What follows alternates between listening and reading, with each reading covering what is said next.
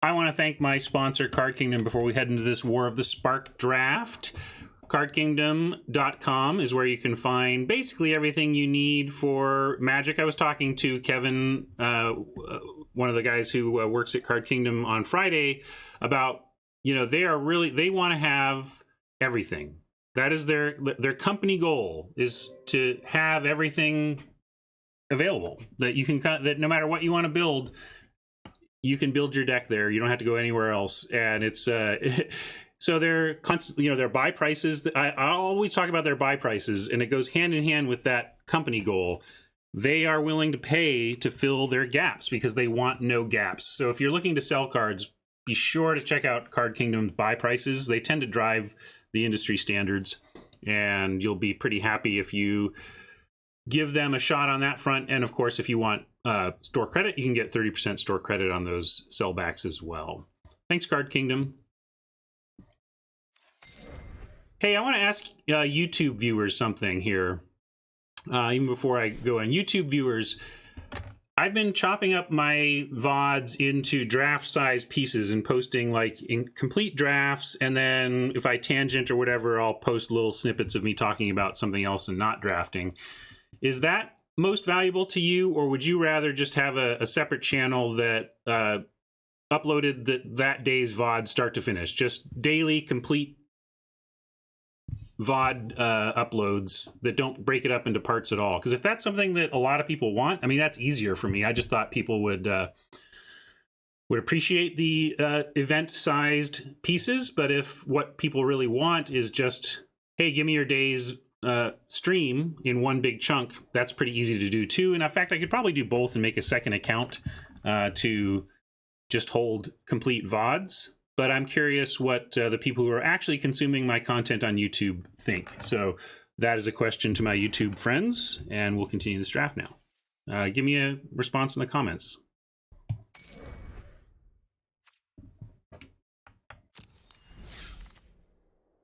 Fiddle says whole VODs are available on Twitch though, right? Yes, for a certain amount of time. But if I want an eternal archive of my VODs, then I need to upload them full to Twitch, to YouTube. All right, here, let's go format. We'll get this adjusted.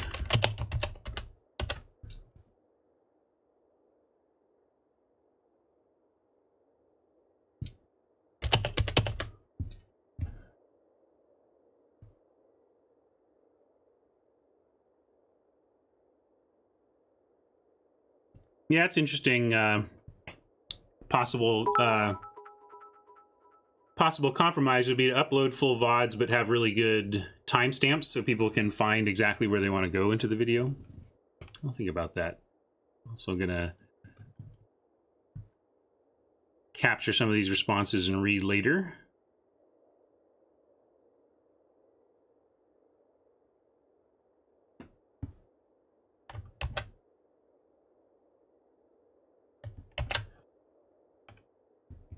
All right, now we're correct here. Awakening of Vitu-Ghazi is both a rare for our rare chasing. We've got 4 of these, so this would be 20 gems and a very powerful green card. What's even better than that? It might just be the pick. Like, you've got Paradise Druid, Rescuer Sphinx, and Narset. This is a nice suite of uncommons. I like all 3 of these uncommons, and obviously Spellgorger Weird is a big player in this format at common. Law Rune is what I like to get a little bit later when the draft just kind of forces me into white. Thank you. In the draft view there. Thank you. Hey, Eduardo, welcome.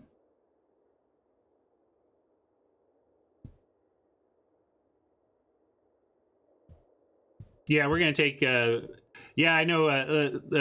That's Empty One is You're Not Alone, who says, plus work blocks Twitch, but not YouTube, because sometimes work rules are pretty arbitrary that way. Anyway, this is pretty easy. No, this is a great card. It's a very powerful effect, and it's also rare. So 20 gems plus a powerful potential card for our deck is kind of a no-brainer to me.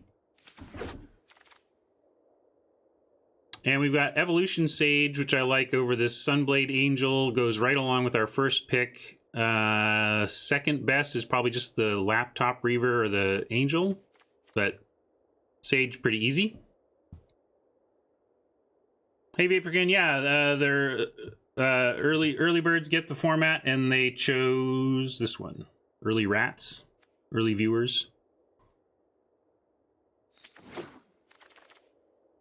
Nice first 3 picks. This just jumped right out at me, is exactly kind of where I want. If I'm ending up green, this is kind of where I want to be with it. So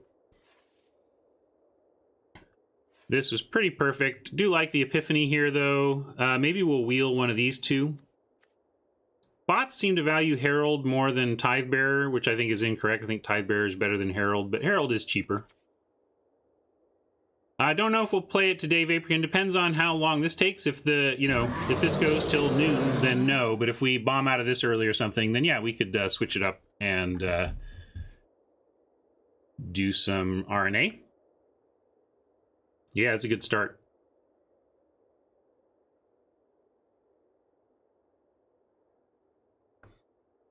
Obnix. Still playable if you're, but I only want to do it if I'm pretty certainly going to be targeting some small army tokens for value. Yeah, I'm only a fan of Obnix in high synergy situations where like 70% of the time, 75% of the time, you are killing your own things to draw cards, and then a handful of the times you're taking out a massively important threat from their side. But you really need to be working the army side to make that viable. However, there's not much else going on here. So, like, what are we doing? Taking a Bond of Insight, Divine Arrow, Iron Bully, just in case.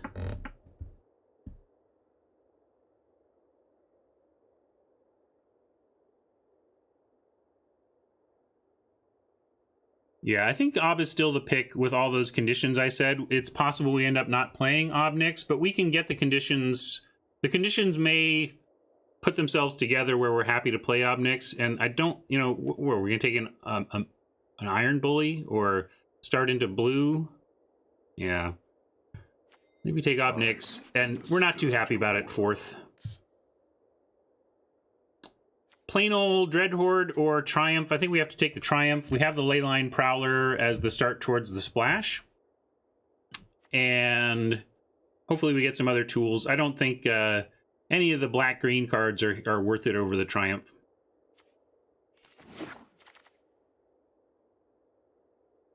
Spark Reaper, Contentious Plan, Wrangler. Jump out here.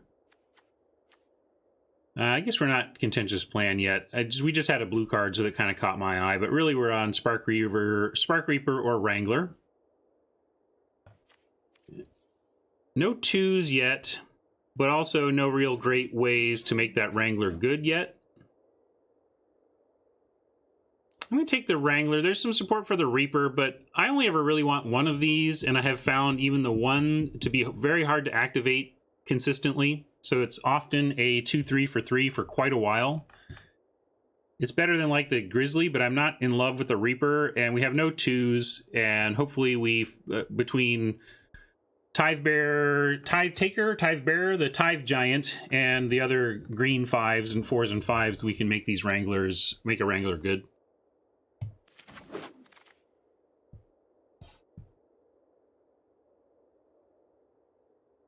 Bozeu, I've been having underwhelming results with green-black splash as well, but it tends to be based on the quality of my splash, which hasn't been great. But we'll take a globe here. I think this is a clear globe.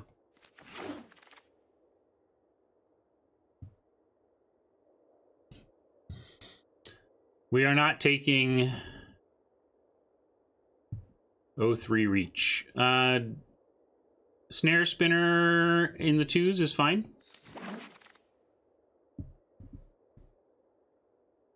Probably take an Operative here over something like a Dam Breaker. If we end up splashing blue, Dam Breaker's not out of the question, but unlikely. Although, yeah, I'm going to take an Operative over. The Dam Breaker's much better, but Operative could be something we're desperate for. And this is best of 3, so you can also get into a spot where you bring in 2 2s for 2 because they're good on defense against an aggressive deck like Boros or something.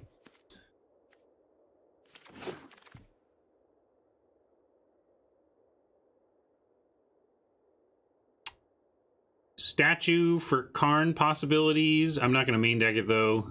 Or sideboard possibilities. I've said, you know, it's not unplayable out of the board in the right matchups. Totally Lost, though, is a reasonable splash.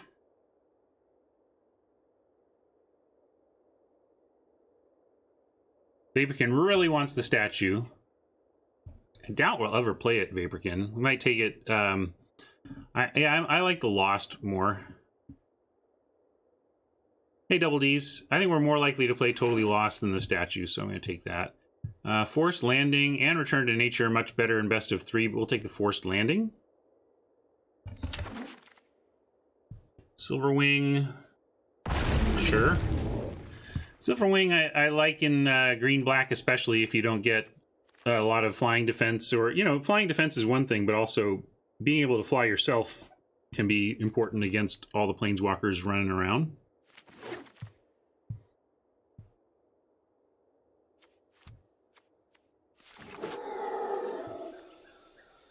There's the Karn. And maybe we take Karn. Doesn't look like there's anything else here. I mean, there's a Toll.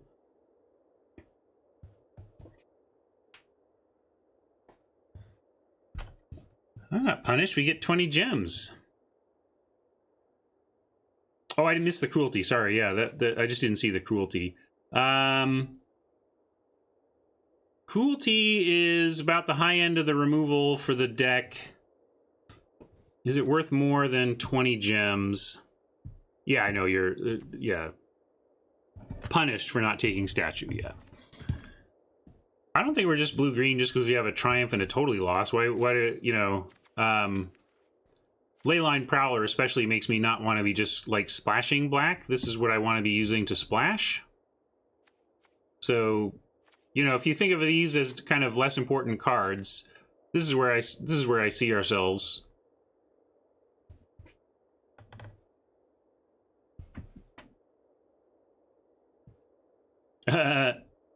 Well, no, you're suggesting that it's good, and I still don't think it's necessarily good. I will take we'll take the gems, and then maybe this will compel me to pick a statue next time. Here's splashable removal, or another 20 gems, or what else? Arlen is great. Arlen might be the best for our gems here. Like, Arlen is so good. And especially Arlen that you accelerate to. Hey, Slowbra. Glad you found me, and that's awesome that you started listening to LR. Hello from Italy. Awesome. Hello from Seattle to you. Yeah, I think Arlen is good enough here to take. My bite is far worse than my bark. And I like taking Ambush on the splash here. Find some, hopefully, more fixing, and then this becomes just great. We're halfway there already.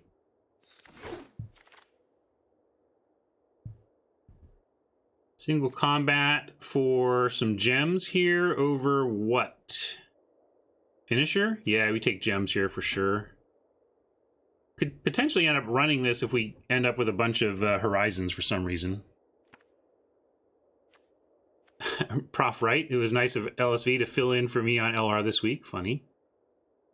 No, I don't think we're... Well, we still could, I suppose, but Profit is not... the question was, you know, do we take Profit because we could still be green-red? We could, but I don't think Profit is a reason to hedge that direction over these gems here. Bond of Flourishing is playable but unexciting. So is Sorin's Thirst and Herald, and we could splash Wanderer's Strike, though. Guild Globe is a one-time color fix. Leyline Prowler is turn after turn. I don't want Aid yet. Really not happy with this card unless I'm playing, like, multiple Planeswalkers. Right now we're playing one.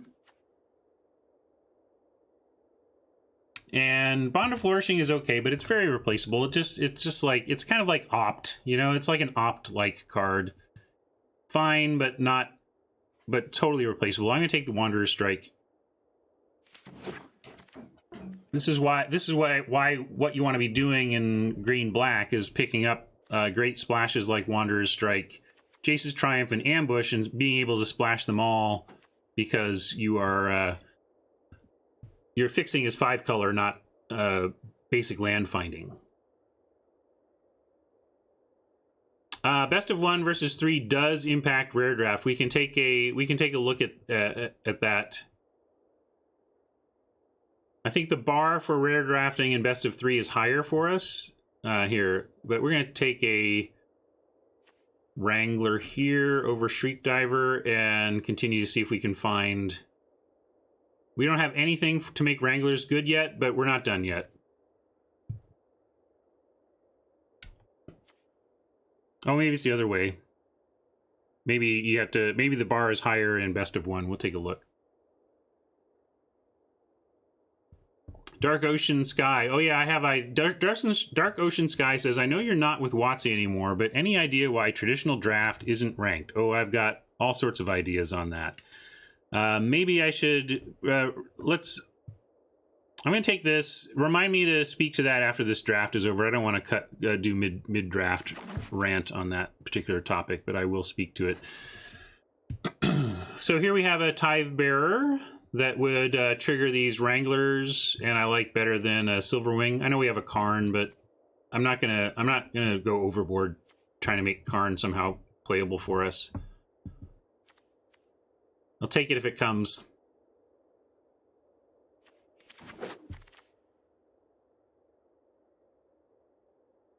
Also splashable, but we need this splash support, so I'm going to take this Plaza here. It's a good pickup for us right here. Here's a Silverwing I can take. This is what I'm saying. If we get Karn material like this at this point and it picks like this, that's fine.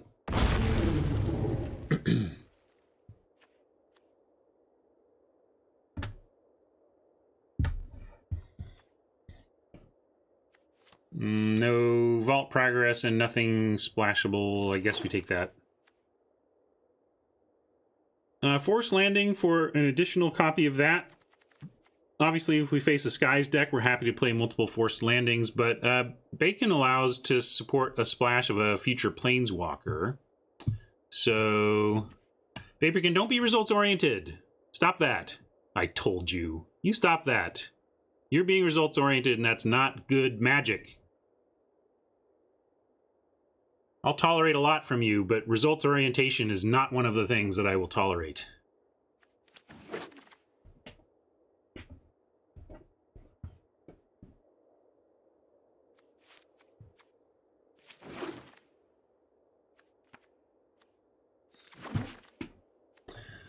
Nothing much in the tail end here, but we're not surprising. Hey, I think we're black. I think we're definitely green-black.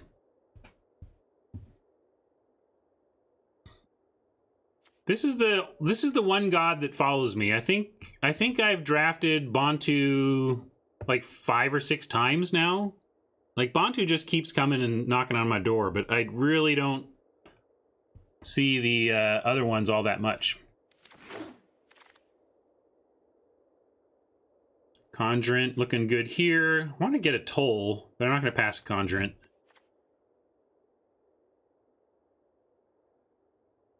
Also, Conjurant can help these Wranglers on 4 and above. Hey, looking good. I love it. Oh, Cruelty is here as well. But man, look at this. Cruelty, Band, and Death Sprout. But I think we got a Death Sprout. It's rough. It's not super easy to cast, and it does ask us to put basic lands in to support a splash. So it's kind of an awkward pick. But like, is Cruelty just better for us? Like, this is tough to cast and does a thing that is kind of helpful, but is not really. Like, we're looking to splash red, blue, and white.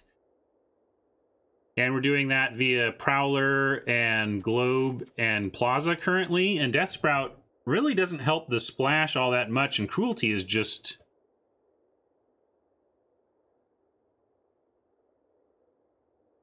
yeah, Cruelty's fixing...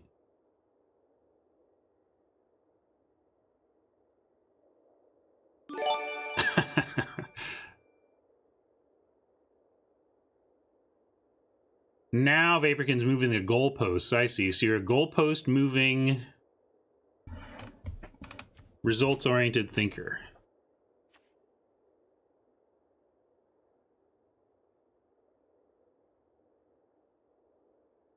Eddie Tech says, you think in a vacuum cruelty is better, but on green-black and particularly like Death Sprout. Well, I mean, obviously you need to be green-black to play Death Sprout because it is green-black. I think cruelty is actually the better pick for us here. I'm coming around on Vaporkin. I mean, results oriented is me saying, like, you saying, see, you should have taken the statue because you opened a Karn is being results oriented. You're reacting to the fact that we opened a Karn and not assessing whether or not taking a statue in that spot is correct or not. Under its own merits, regardless of what actually happens in this draft, what are the chances of happening? And therefore, you know, we want to operate based on what we expect the chances of something to happen are, not retrofit our opinions based on what actually happened.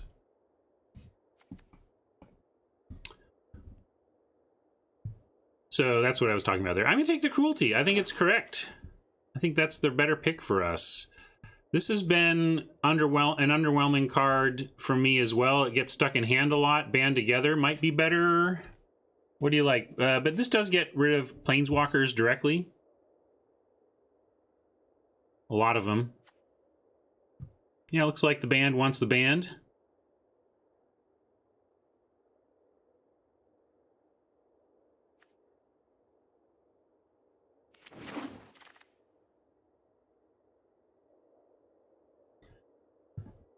Narset is a lovely magical card, but we're nowhere near double blue because we don't have any of our double color fixing.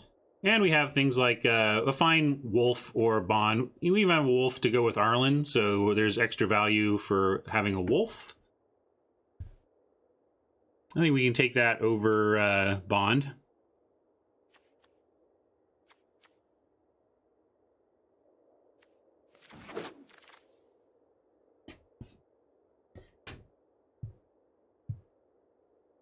Guard Mage is a tough splash for us. Obviously, Globe gets it done without any other help. But also, there's not much cost to us here. I don't think we're going to play it. We have a Lost in the board that we can consider. We can also consider Ob. Yeah, we're 5-color green, basically. I'm going to take this. If we get another Globe, I would run the Guard Mage. I don't think we're running the Guard Mage right now. Yeah, I guess we could take sideboard versus gods, but is that better than a chance at a guard mage play? Yeah, maybe it is. I don't think we're running it main, but yeah, we could take this for a sideboard against gods. Watch here, incoming globe.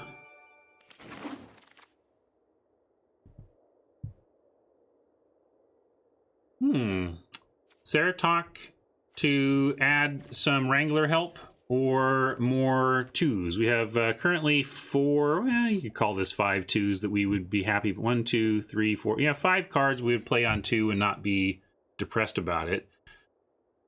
We have a bunch of 5s. We don't really want to play this one currently. So I could see taking the 5 as well. With 2 crunches, I think I like the 5. Yeah, this is best of 3. No, I don't think we can. That's the other thing. I don't want to, like, I don't think we can cut the Wranglers. If we take a Spider and we have 1, 2, 3, 4, that would be okay. But I like just take the Saratok here.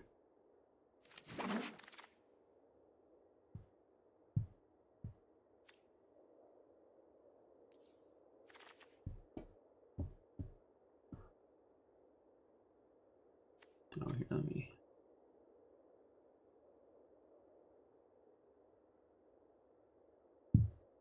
Take away that. A Grizzly, I don't particularly want to play. A Kitty, I don't particularly want to play. A Neoform that we can't particularly play. We already have a Return to Nature, so I guess we take a Grizzly in this spot. Not thrilled about either. Probably not playing anything. but Grizzly slightly more likely. Hey, look, we did get a globe. Now I wish I had that flyer. Yeah. Whoa, whoa, whoa, whoa, whoa. Can't even, whoa, whoa. Toll. Yeah, it's Toll. I would love this Wrangler, but Toll.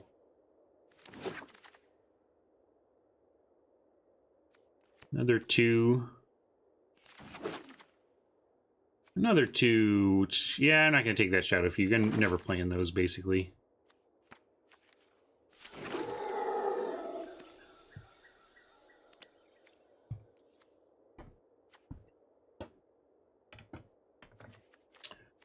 Wrangler triggers on 1, 2, 3, 4 with the Conjurant. And then Wolf is 5 if, but only if Arlen's out. I think we're all crafted. I don't think we need to craft anything. Let's see.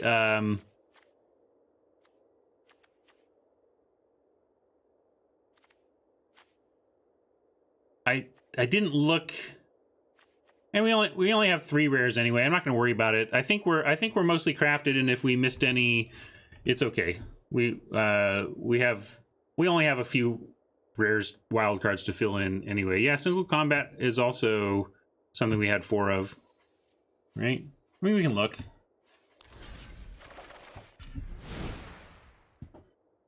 Single combat, 4 Karn. 4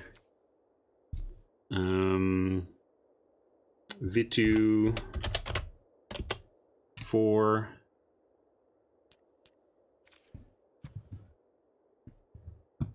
and definitely 4 on Bantu, on the god.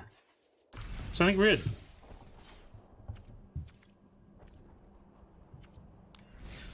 Should get 40, 50, 100? I think it's 100. Ding, ding. All right.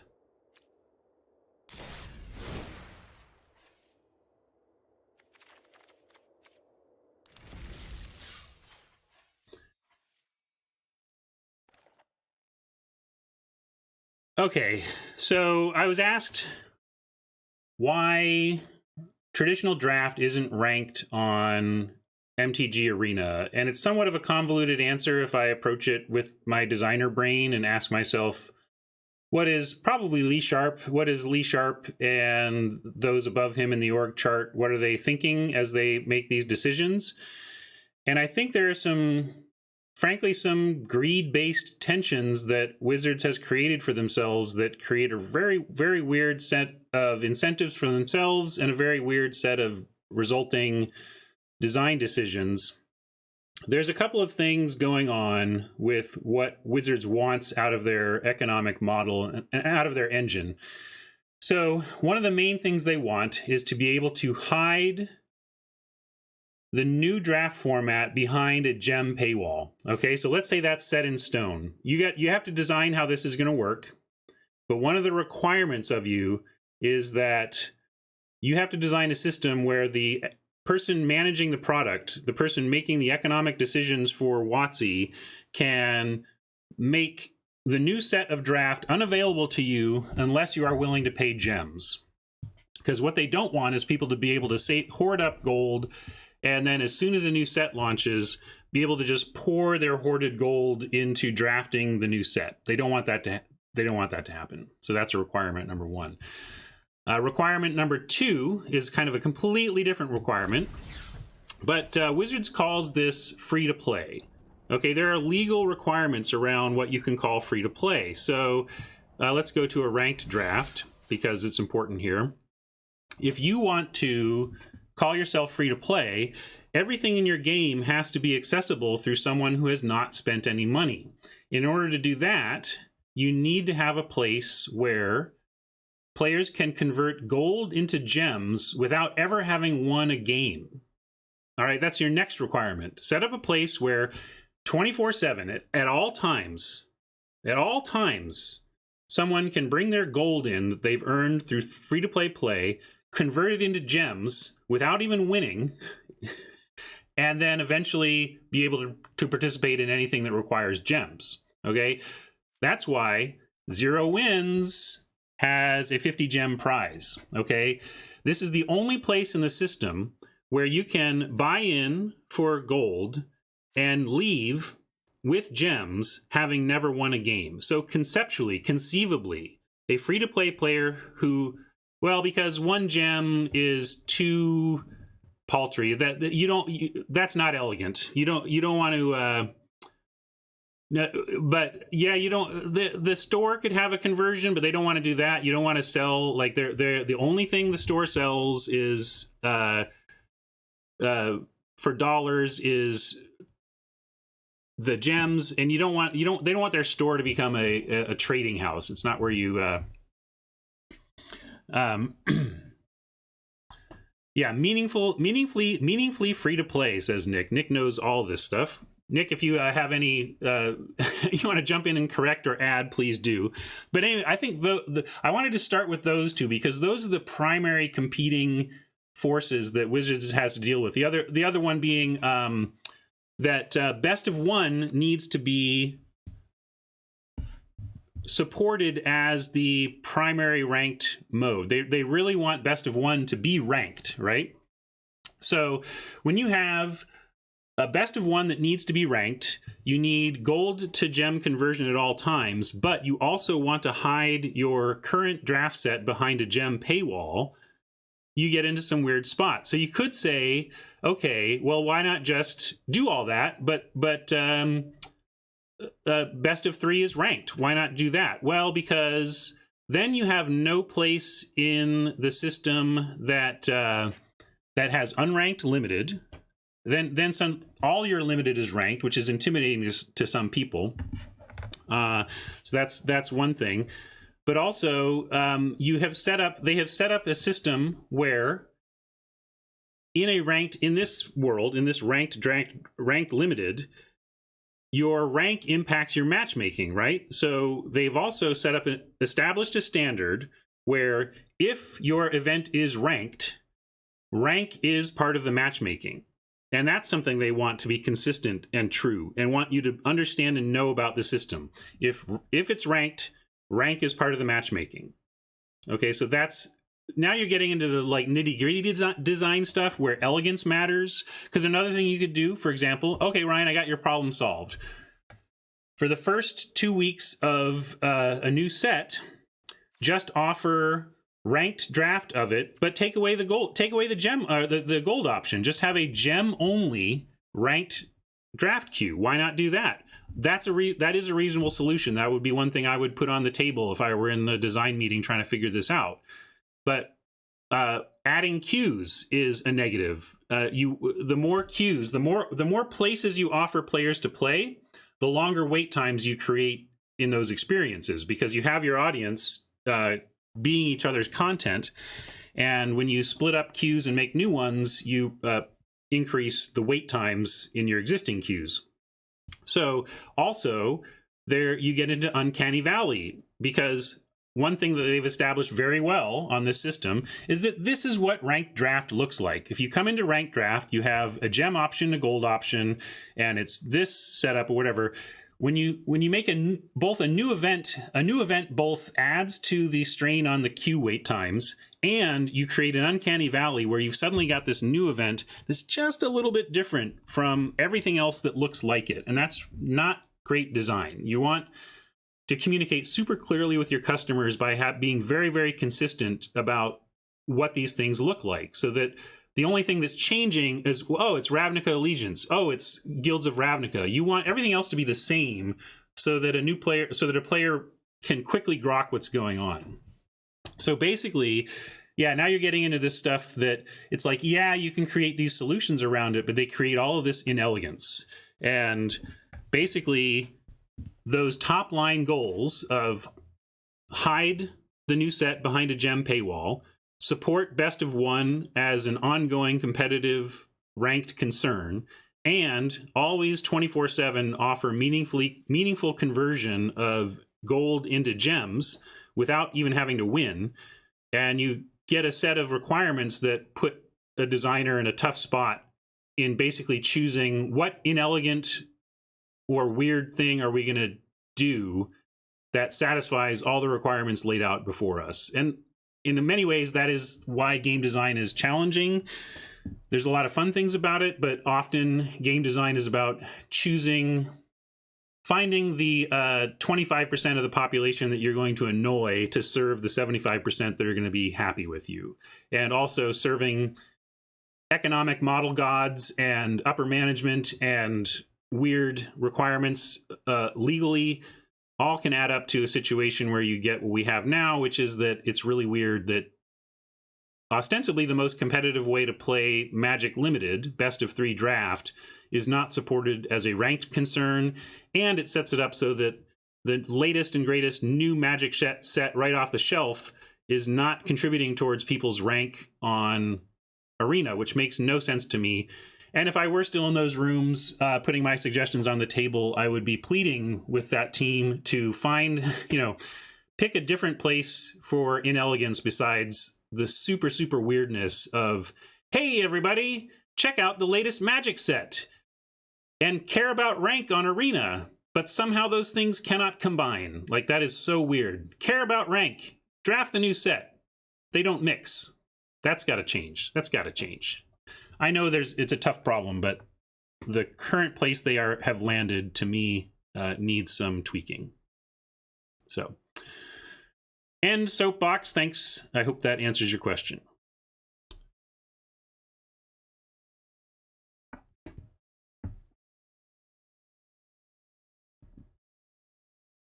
Now, let's go back and finish building this deck.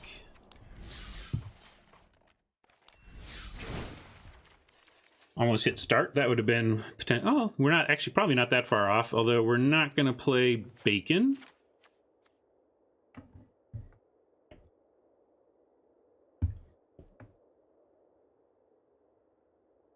Ooh, Dionysus is now counting the number of times he's requested a set review. Not today, but maybe this week.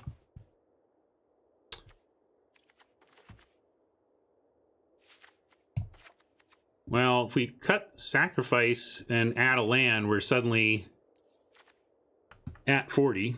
How did we come up so low on playables? I guess the tail end of our packs just weren't very good. I don't really have anything much to say about it, so no. No soapboxing on MC3. I didn't really get to catch much of it. I'll say I caught a little bit of it on Friday after my stream, and then oh yeah, is Karn still in here? No, Karn's out. Yeah.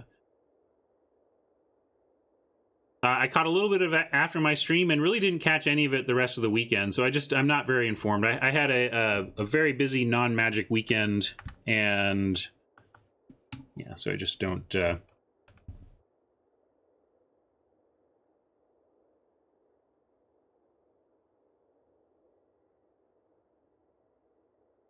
Yeah, permanent place to play sealed. That was a question we wrestled with, how much sealed to offer and how often. And I kind of argued that you wanted it to be time it with seasons where people are caring about practicing for sealed for competitive play. Anyway, let's finish up this deck. Hold on. We got a lot of lands we don't need. Let's cover this. So we have 2 globes, a plaza, and a prowler. That's not great, but I'm also not going to stuff full of basics just to try and splash these. We're just going to have to lean on the globes. So then that makes me want to go 6, 6, that's 13, 14, 15. Is that right? We want to be able to cast this Prowler on time, but we're pretty much a base green deck. So I think I like this on the land front. And then, is there anything we should be playing that we are not? Does Ob make this cut. We're not really doing the army thing. We've got a toll, but we don't have a lot of expendable creatures, which is what I want for Ob Nixilis to be good. Citrix says, why not just count ranked, traditional, sealed all together in the limited rank? So you're saying make everything be make all limited ranked. Well, then again, then you're in that spot where, like, what I want, what I love about best of 3 is that that rank is not part of the matchmaking here. And it is an awkward thing to say, we're going to measure we're going to measure this against your rank, but the rank-based matchmaking we use does not apply here. That's just a weird. That's a weird message. It may be worth it. Maybe that is the solution, is to have that awkwardness. But no matter where you turn, there's something awkward that you have to choose, assuming you adhere to those requirements I laid out up front.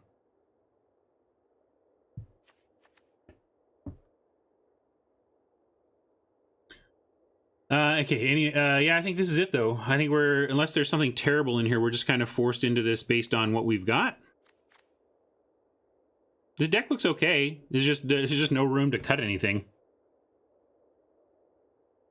I don't think strike is cuttable. It's just good removal. And not tons of counters, but we have Arlen 1, 2, 3, 4, 5, not partial credit for Arlen plus Wolf, 5, 6, 7 cards that put a counter somewhere. So it's not actually that bad. It's not great. We're not like some high synergy machine, but we're not just starved for counters.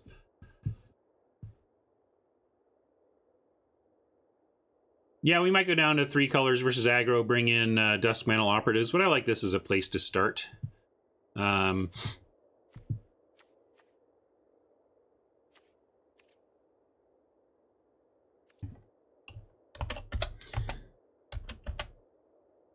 Synergesque.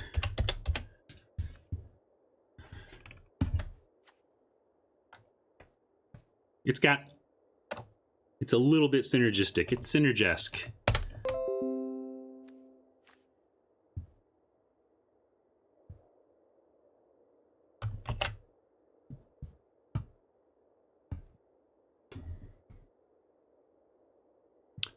Buckeye Boomerang asks, as someone who will not be 100% war collection, is it worth it for me to start hoarding gems and gold to be able to draft M20 more when it comes out?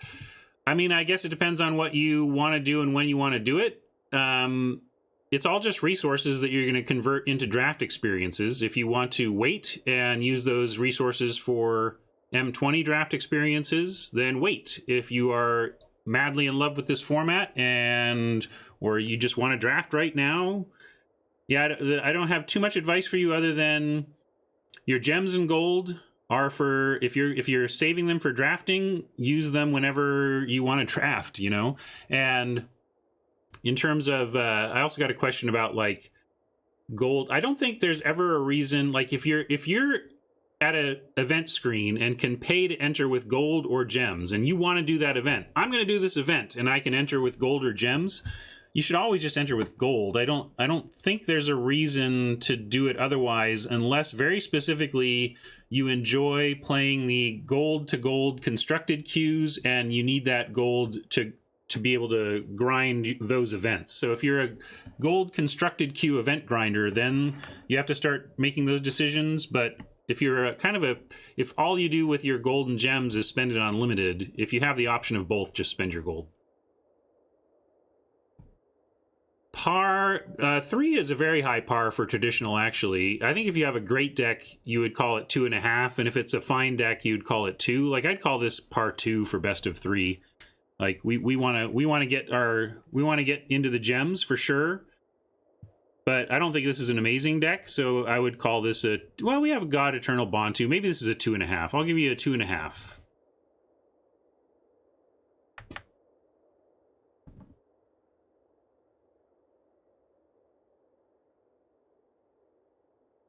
Citrux says, I'd like to play some best of 3, but the way it's set up feels very intimidating. I feel like the only people that I'd be matched against are extremely high-level players. I don't I don't know if it's just. I think the competition is probably better in the best of 3 queues because you have to care about it. You know, you're spending more gems to enter. The stakes are steeper, like they pay out at the high end better. So it's definitely a spikier tank, that's for sure.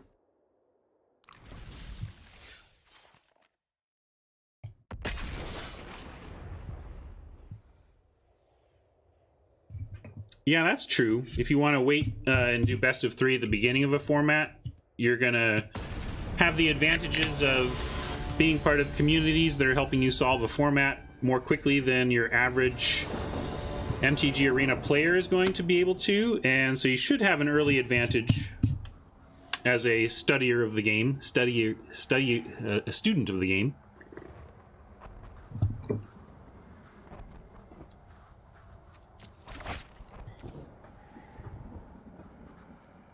Looks good.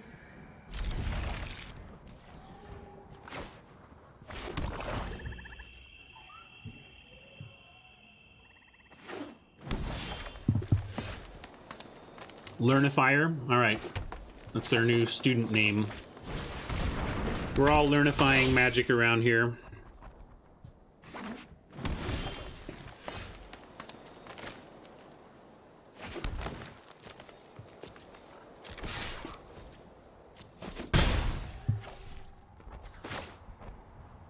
We could leave up removal, but we're just going to continue to dump creatures. Need something a little more powerful than what we've got going on right here. More land is not that. I don't feel like using a band together at this point. I'm going to offer up. Could attack with both. The Snare Spinner can't block. It's kind of a free attack, so let's attack with both.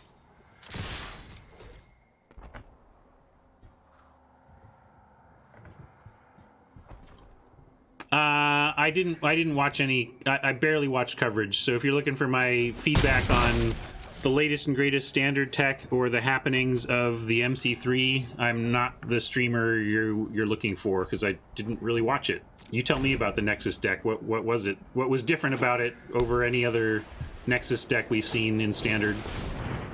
All right, now we get a 2-for-1 opportunity, and we'll use band together on it. Cruelty's a little more universal, you know, a little easier to use, so we'll use the hard one first. Wait. Wait. Up to 2 target creatures you control. Okay, here we go. There we go. All right, making sure I did it right. Didn't want to screw that up somehow.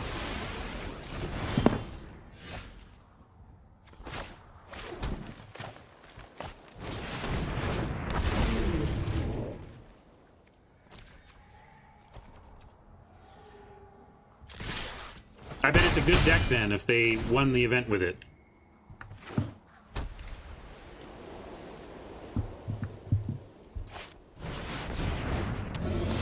Talon's looking to do better, specifically in best of 3. I don't think there are like tips and tricks. I mean, obviously you have to pay attention to sideboarding more, but beyond picking with sideboarding in mind, I don't think there are many best of 3 specific tips I could give you. Anybody else have thoughts on that? What am I missing besides draft good and play good? Here we're gonna keep going in the air. Do we risk? We can't really risk 2-for-1ing ourselves because we know about the arrow. So this crocodile is going to be really annoying. We need to find one of our large end creatures here. Can't really block it.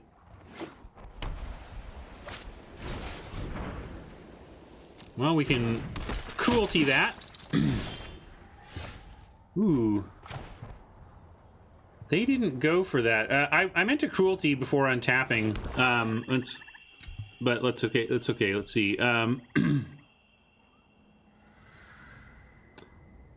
Is there a pick order guide somewhere for Ravnica Allegiance? I don't know if there's a pick order guide. Frank Karsten often has articles like that, so you could look for Frank Karsten pick order RNA or something like that. Yeah. CFB is where Frank Karsten writes. So, yeah, I'm just gonna attack with the Silverwing and max out this Conjurant. All right, great. They want to use the arrow there. That's fine with me. I just want things that can eventually trade with this Crocodile. And now we get to put a Conjurant out that can do that, and also create a Wrangler that can do that. And we get 7? Oops.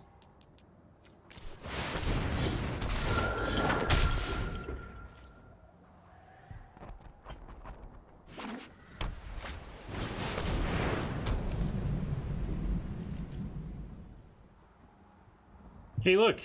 It's the statue that I don't respect so much.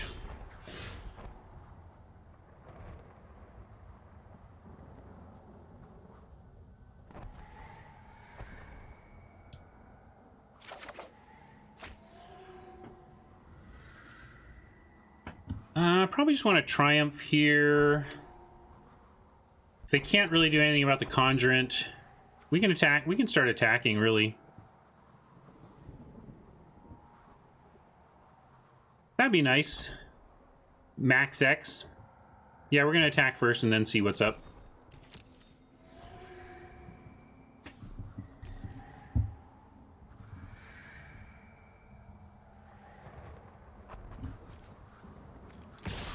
My phone is beeping. Who's beeping at me?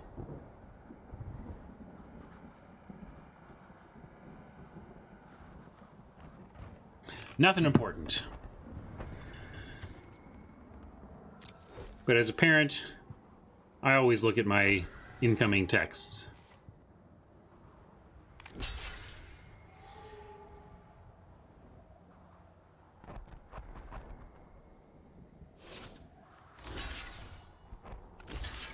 No, they missed the tap down of the Wrangler, that's true.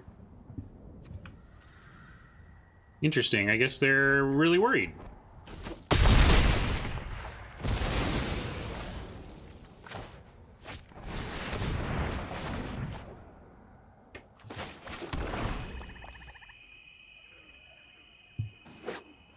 T4 hour, if you want to ask me that question after this match, I can speak to that as well, given that I was basically the person who finalized that design for the... I worked with Eric Lauer on the best of one starting hand selection algorithm.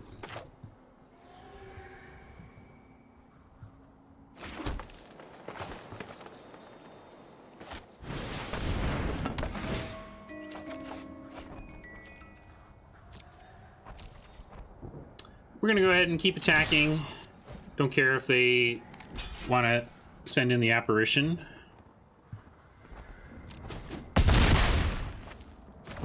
We have a cruelty ready for anything they play of 5 or less toughness that can be targeted. And then swing in with Ceratok. So let's just take this out.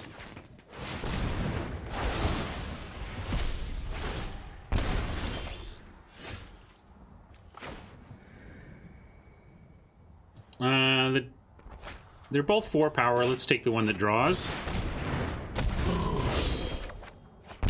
We drew this Ceratok and could not cast it.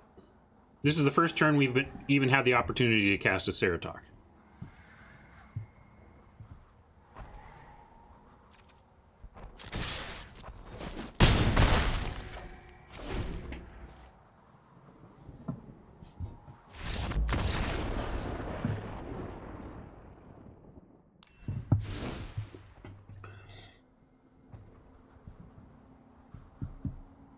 All right, we saw white.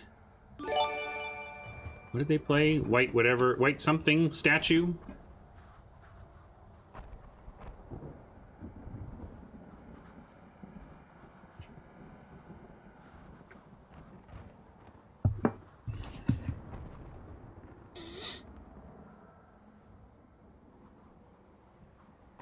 White green statue. Yeah, we don't have much in the way of sideboarding anyway, do we? So our real question is, are we facing aggro? And if we're facing aggro, we bring in... I guess we have flyer questions too. With white-green, we could justify bringing in a landing.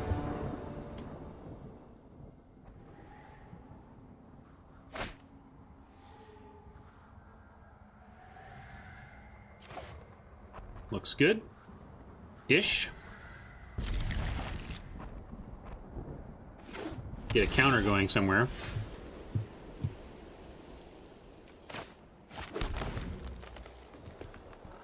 Would love a land other than that plaza to play on 2. Got there. Let's see. Apparition on 2 is always concerning because they can go to courageous, the courage or whatever, and really just start to blow you out. But hopefully we get band together online in that case. Just trying. Yeah, there's an maybe we. Yeah, we can't do it. Gotta start with the Wrangler here. Yeah, Bully would be rough, but turn 2 Apparition is like, brace yourselves. Okay, didn't get punished for the turn 2 Apparition yet. We could Globe, but we might not find a land, and then we wouldn't be able to play a land, and we just have to play a land, so we're definitely going to play the Plaza here. And pass. Oops, pass, not attack with all. Just gotta hold out. I think we're okay as long as these flyers stay 1/1s, or 1 power. Alright, that's nice too. That's nice. Here, I think we gotta go for Globe, and then maybe we'll find something to ambush, or a land to ambush with. Needs to be another. Hey, we did. So we can actually ambush here if we want. And that is a sorcery. I'm a little nervous about this open mana as the thing. They could have band together of their own, for example.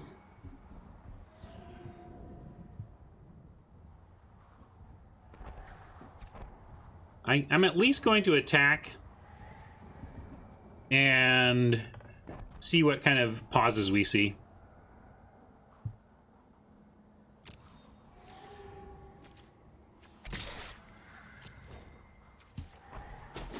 Yeah, total pauses. We're not doing anything. They would have promoted on their turn. Maybe. But I'm not going to ambush here. Don't trust it. Too much open mana, too much pausing.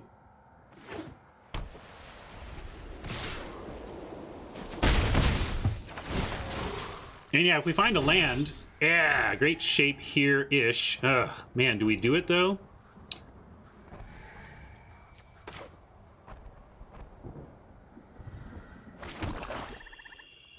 Nah, I'm going to continue to stay patient. They're only attacking for 2 right now.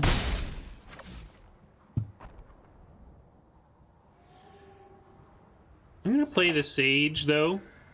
And then we'll see what they want to do about that reality.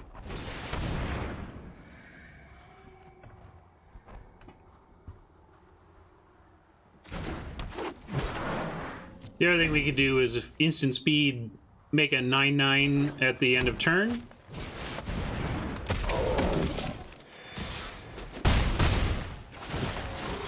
Alright, now we can do some stuff. Because we can go ambush, Wrangler, take out, say, the Apparition or the War Screecher, and then band together to take out the Giant. And then we have a counter set up for future land drops, and we get Tithe Bearer. In fact, I'm going to put the ambush on the Sage, because if we Tithe Bearer, the Wrangler will get a counter on its own.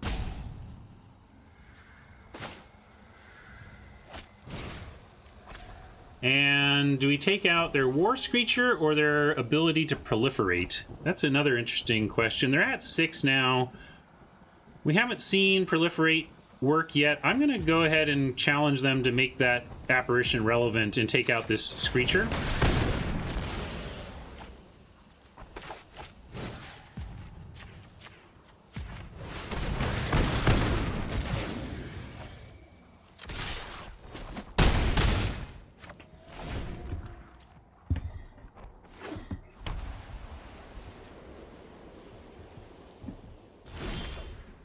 All right, we found our land.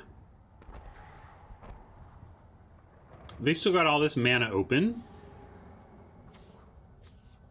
But let's do... I'm going to go into the Tithe Bearer and look to do Awakening next turn.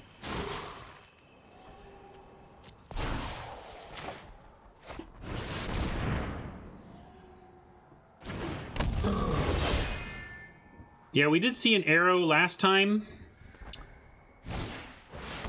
Okay, well, they don't seem to have arrow, or they would have happily let us attack with that dude.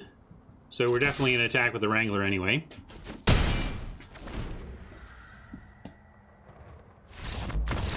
Alright, they had enough.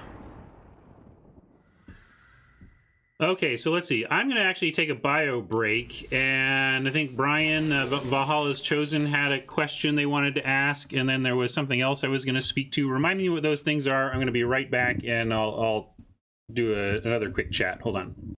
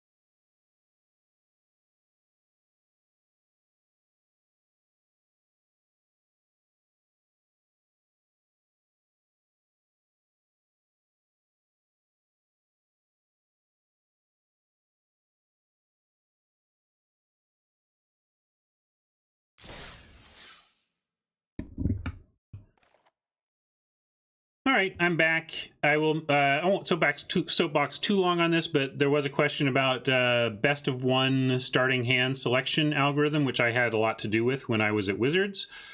We were exploring the ramifications of a move in Magic towards best of one as a competitive concern. And one of the things that we knew players were unhappy about in considering best of one as a competitive concern is the lack of ability to recover in your match from bad luck in one game. You know, that you mulligan to 5 and then that was that, and you bam, you've lost your match in best of one. When I was there, we were just we wanted to explore some different ways to approach that. We talked to R&D, talked to Eric Lauer in particular, and said,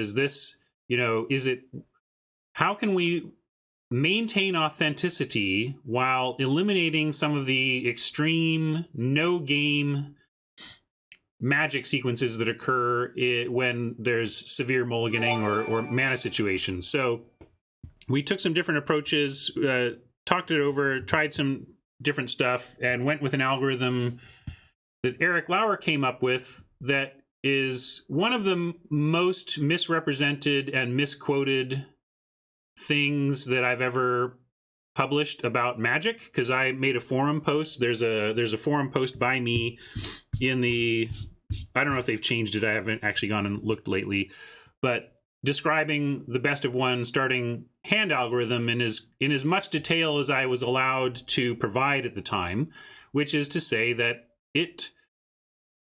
the algorithm creates two different starting hands from your deck. So it shuffles it, deals 7, reshuffles it, deals a new 7, and then uses an algorithm to lean towards the one that has the more average land to spell distribution. Leans toward it. It does not choose the one with the more average land to spell distribution. That is one of the most misunderstood things about it.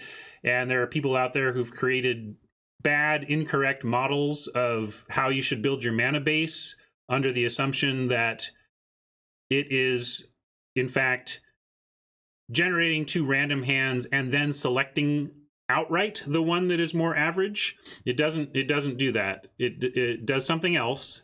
And despite my repeated explanation of that and the initial explanation that never said, we just said leans towards, a lot of people in the community have latched onto it as an absolute, and it's not an absolute and shouldn't be calculated that way. Whether there are mana advantages to be had by doing your mana base differently in best of one because of this starting hand selection, I'll leave up to better mathematicians than myself. I had Eric Lauer on my team, so I didn't really have to I didn't have to think about the math, because Eric Lauer is a math genius. I don't think that's an understatement to say, and he understood the problem quite well and understood what we were going for, and that's where he landed, so I was comfortable with it, at least trying it. I don't know what they're doing to assess its ongoing value. I don't know how valuable it will be in the face of the London Mulligan. It's possible that the London Mulligan addresses the feel-bads of mulliganing so well that they get rid of the starting hand selection algorithm. It was something that I wanted to iterate on and work on and continue to decide, even if it was correct, because it was certainly on the table to take it off, to just kill it. But we just did feel that it shaves off the 1 landers and the 0 landers and the 7 landers and the 6 landers with enough reliability that it does just feel better. And since everybody is operating under the same system, there's no major advantage in that. And if you can get a minor advantage by tweaking your mana perfectly or something, congratulations. But I question anybody saying they've got it figured out, because if Wizards hasn't shared the exact algorithm, then you get into a space where to prove something, you're going to need to show quite a significant sample size of your data if you're not actually working with the algorithm in place. So, and yes, it does not affect, if you mulligan, it's just a random 6.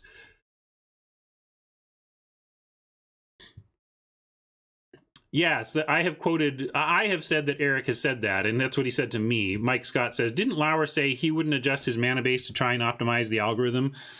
That's what he said to me, like, because that was kind of one of my goals, like that he was like, yeah, it's small enough that it's not something he's worrying about, so it's not something I'm worrying about either. And Calvados asks, how heavy is the lean? That's where we get into knowledge of the algorithm that I'm not comfortable sharing, even as a former WotC, because it's insider knowledge that I only know because of my work on the team. I'll say this: when I left a lot of final thoughts on various systems, and my message to Wizards the whole time on the best of one starting hand algorithm was, as long as we're in beta, this was closed beta, is like, for me, I says, like, we're in closed beta, we can do whatever we want, we don't have to share the algorithm because we're just testing it. Like, there's no need to give it to people to try and abuse before we've tested it without them understanding it. But I always said they should finish by sharing the complete algorithm with the community, and that if you have an algorithm that once it's understood is abusable, then it's probably not correct. So go ahead and, Wizards, if you think you have it right, if you think the best of one starting hand selection algorithm is correct and you're not going to change it, well, then share it with the community and let them do the math. Let Frank Karsten get a hold of your algorithm and tell people what he thinks it does to mana-based construction. And then if people do abuse it, you realize you have a problem and need to correct it. And if they can't, great. You've come up with a good tweak to the starting hand selection system that digitally enhances players' magical experiences, and that's fine as well. But I think hiding the algorithm from the community and just saying that it's okay is there's not enough trust there to do that. I think they should. The reset press it's also totally possible that they've recoded everything you've done at this point. I agree, but they've also been very good at messaging when major changes like that have happened. If Wizards has massively recoded the best of one starting hand selection algorithm, and hasn't told the community anything about it, I think that's nefarious behavior. You're talking about the sanctity of this game and transparency around the transparency around the system is what I have been encouraging the whole time, with translucency to start with, transitioning into transparency when you've decided, yes, we're going to go with this. And they have not transitioned into transparency, and I think that's a mistake. Wizards, if you can't get behind your starting hand algorithm to the point of saying, we like it and it's good, here it is, then just kill it. Just say, hey, the London Mulligan does a good enough job, we're going to kill this algorithm and just not use it anymore. So there you go. That's my explanation / rant on that. Brian, you had something you wanted to ask, but let's play and we'll talk about it. Talk about your thing again later.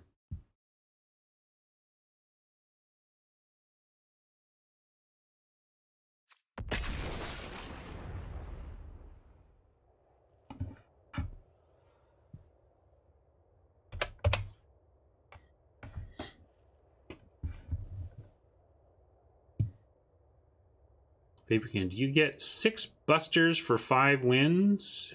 Boosters. Yes, I think you get 6. Is that right? Something up there. But yeah, the increased boosters you get for wins in traditional are a nice way for us to kind of close out our collection gaps too.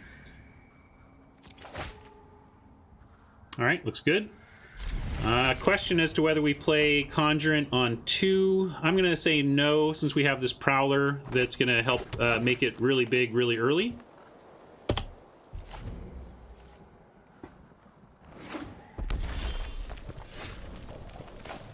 Yeah, we're going to wait. A little greedy, but we get to go Leyline Prowler into Thundering Ceratok into a very big Conjurant here.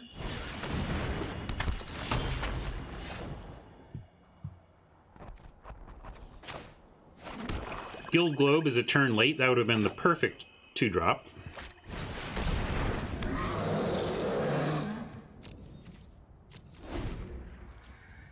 Well, to be fair, Oppo's had exactly 2 turns and one. Oh, boo. Well, we get a Ceratok, but that Conjurant is not long for this hand.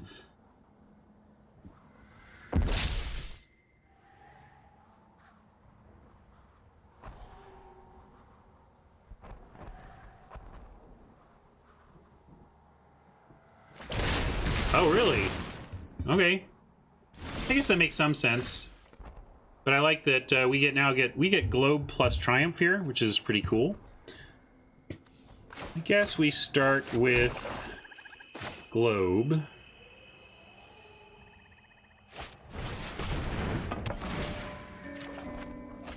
Ah, then we can do Wolf instead of Triumph. That's fine. Hey, Rob. Rob is in chat now. Rob is the other viewer I had the opportunity to meet and play against over the weekend. GG's, Rob.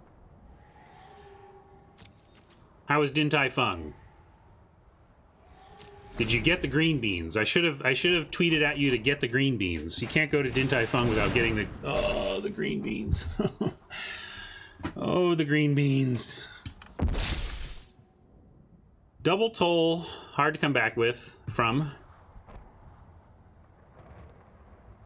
But we either get a big dude or 2 more cards, so not the end of the world, just really rough.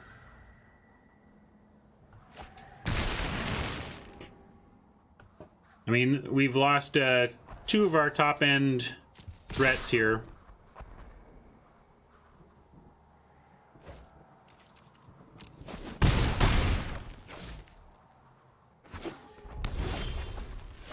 Alright, that's pretty good.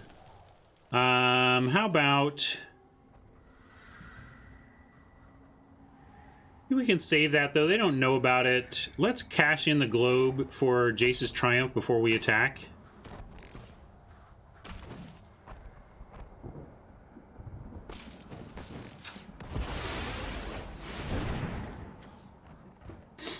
And then we'll do it here. Oof, a lot of land. Not really what we need right now. But I'm not going to bother with the ambush now. We're going to swing in. Looking pretty solid for a racing situation here.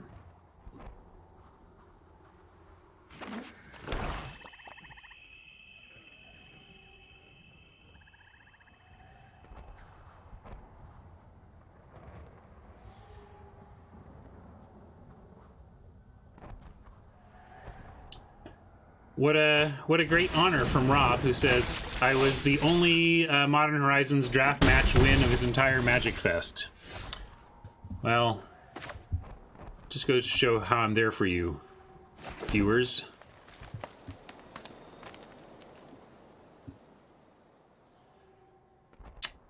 This is awkward. Kill the Dread Horde, this gets really big. Kill this, it just gets replaced by this. Yeah, third toll. It was possible, Vaporkin. I was worried about it.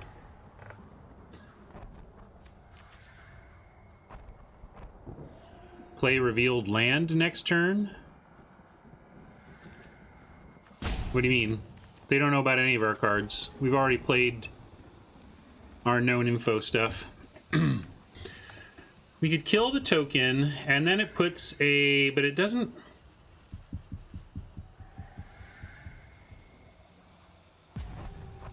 What we could do is we could ambush the Herald. It creates a 4/4 tapped token, and then we can attack in with the rest. But then we have a tapped token to deal with. Of course, then again, we can trade it off there, and that should be okay too.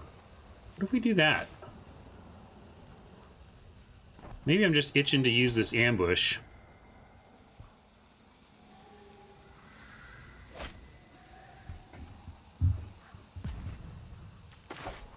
Let's do... I'm gonna go like this and this. Gain a lot of life. Give them a 4/4. Attack in here. I put it on the Prowler instead of the Wolf. Maybe I should have made the 4/3. I got a little greedy on the life gain. Clock was running out, so I wanted to do something. I'm not sure if that line was perfect, but it was a better line than letting this go to 0 and passing my turn, I think. I don't like our spot, though. We're a bit flooded. We're down to 2 relevant permanents. Yeah, and they get to do something like this now. Now we may have to use our Prowler just to block that 6/6.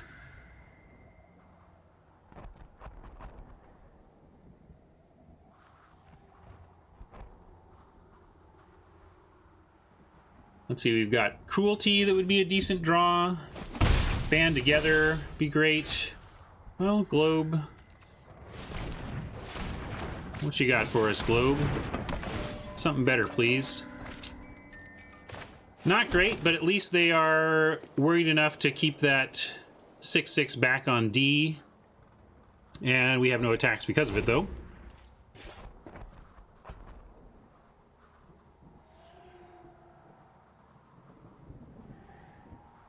Windraven Oppo seems to think we're winning this race because they stopped attacking.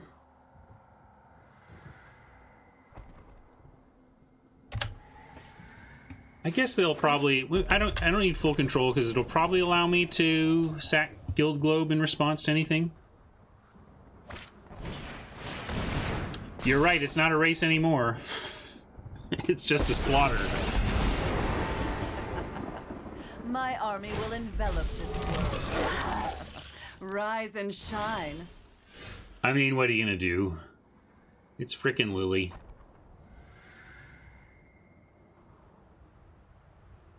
So now we probably threaten Lily with both creatures and use cruelty to shrink the 6/6 when it blocks.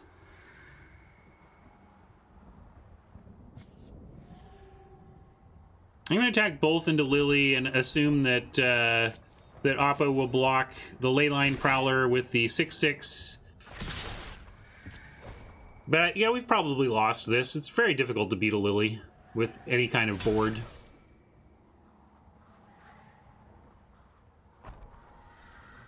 Yeah, I'm a little surprised they didn't just sack 2 and swing with a 6/6.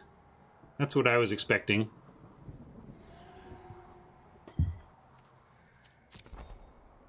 Okay, well, they're going to give us a 2-for-1 over there, and then we can shrink to... Yeah, we just have to shrink. We'll take the 2-for-1 and the shrink.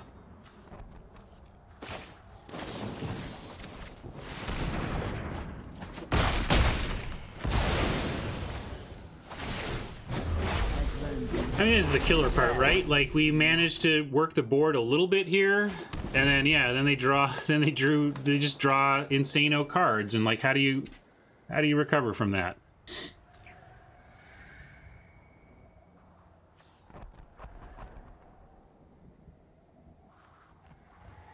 You try.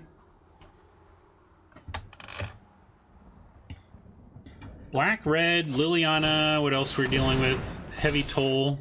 Their deck looks great. Mana Geode, not too impressive, but 2 Tolls, a Lily, and some solid drops looks pretty good.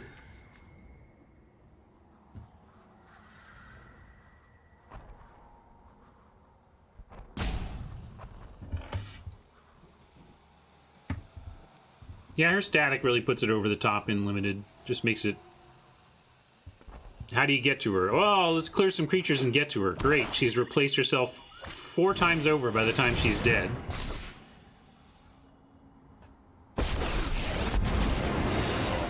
Marched and soldiers died, all for my reign.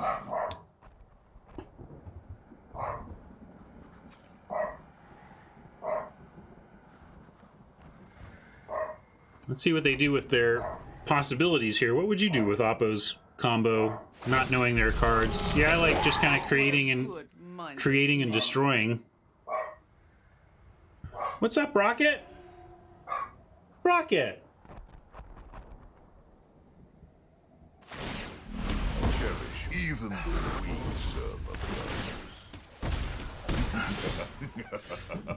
Knowledge is not suffer the dreams of the damned. We'd have problems beating the situation if we had nothing but gasoline in hand right now. The fact that we just have a Wanderer's Strike is pretty lol.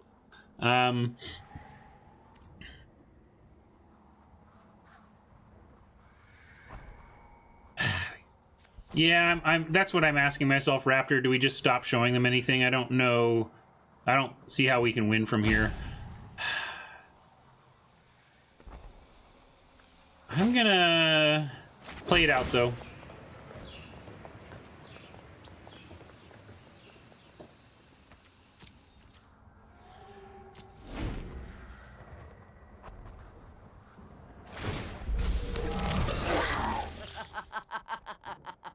Rise. I do. Now see my deck, it's right here.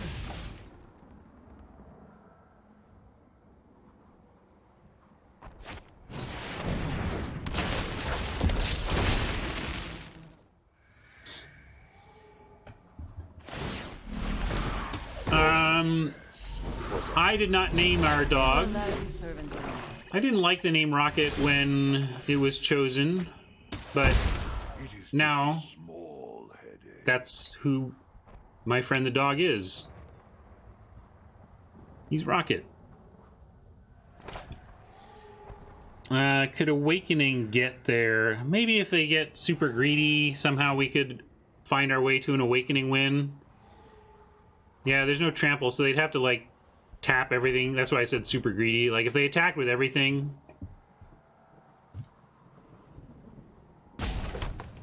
let's see.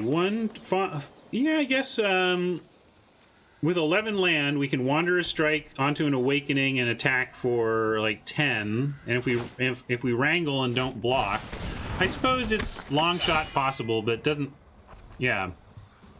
Like, if they attack with everything, make a zombie token instead of ultimating. Okay, so they ultimated, so then now we're done for. My symphony of death.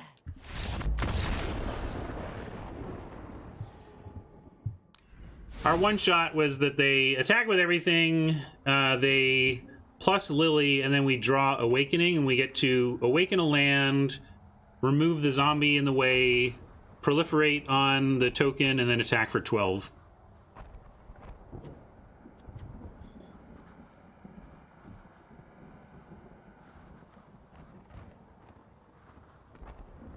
Yeah, Rocket's a fine dog name.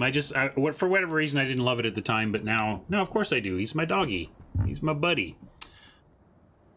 So, red, black, Toll, Planeswalker. Didn't see anything to force to land. Didn't see anything to return to nature. I haven't redesigned Rocket. In his youth, he was red, 0-1, haste, annihilate 1. But now that he's a 9-year-old, middle-aged dog, I have to redo the stats. Redesign Rocket some other time. There's probably a company called Rocket Dog. I wouldn't be surprised. Oh, Mike, applause for not tilting at the Lily. I mean, I get more tilted when I lose to bad cards or bad play on my part than when Oppo drops a bomb that is supposed to just annihilate me. It's like,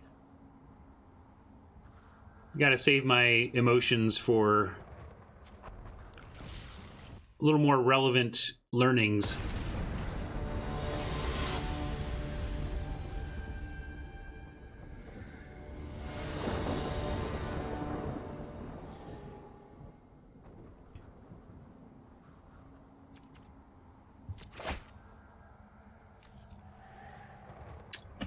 Not what we wanted to see. Got to mulligan this.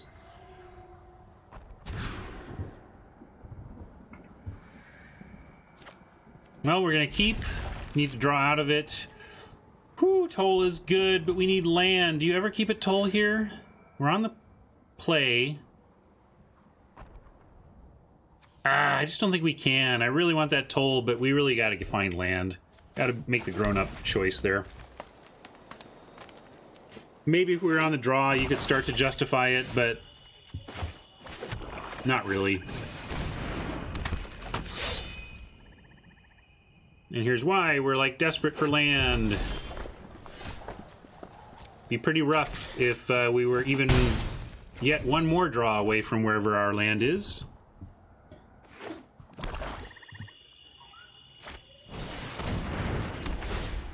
Toll could beat Lily. That's why I wanted to keep it. But casting Toll would be nice also. Oof.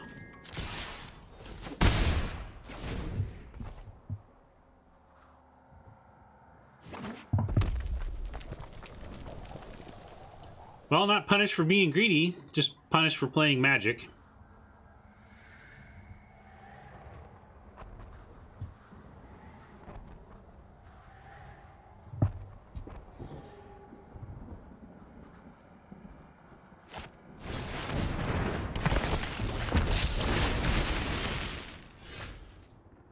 I see how it's going to be, deck. Is it punch or fight? It's punch. I guess,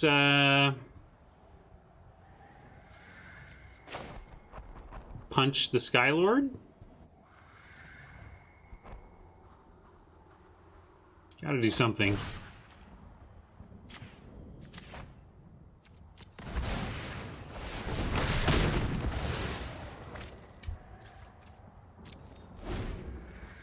think we're winning this one, but it's a start.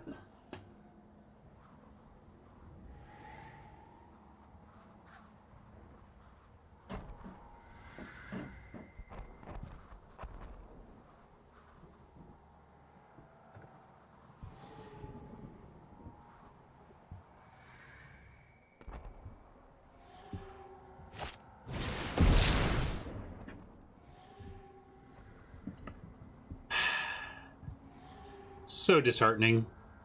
I don't even know what they take. It doesn't really matter. Probably...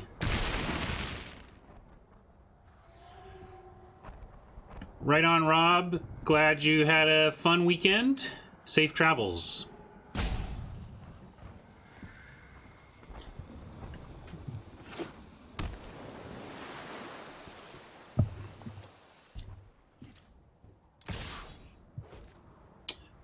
Well, they're doing this.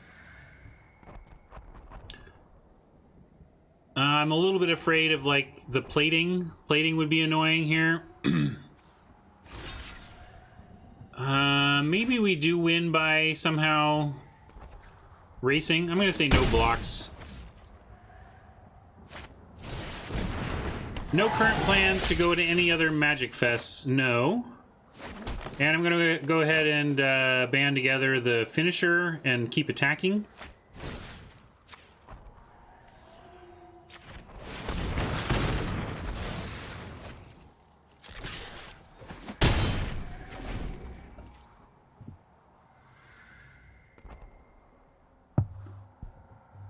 Maybe Oppo has 4 lands, and we have a chance.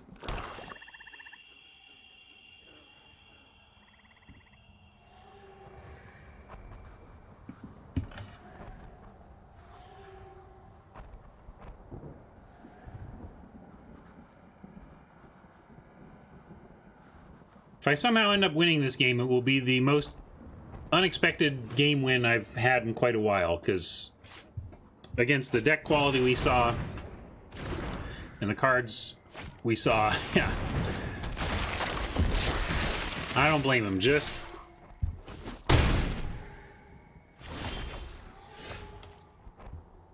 Yeah, I did it so we could keep attacking.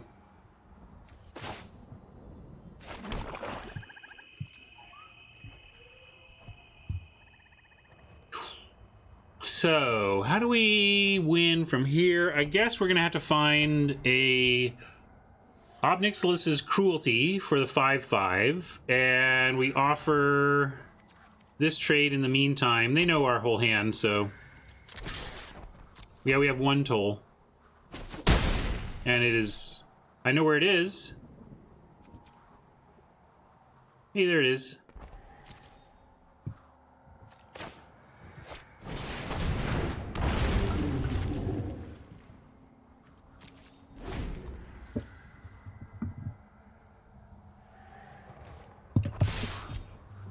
Yeah, the old double Silverwing hand is not our finest hour. Gotta take that, and again, hope they have nothing but more land. Land, and Charity Extractor. It's not actually that much more significant than a land, but in this case, how do we not die? We gotta have to chump with the Silverwing and trade with the Wrangler.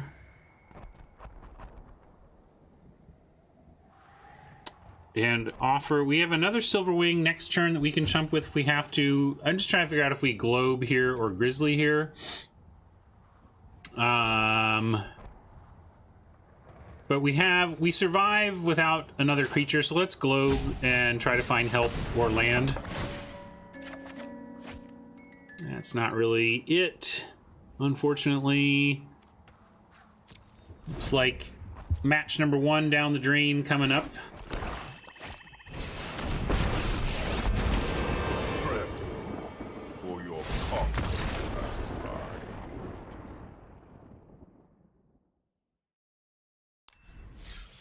No, I mean, first match loss is what I meant by match number 1 down the drain. For our first match down the drain. All right, now we're up against it. The foul to give is gone.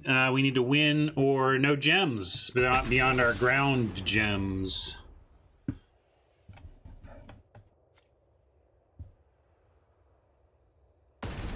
Some bad luck and some of the mediocre end of our deck there didn't help.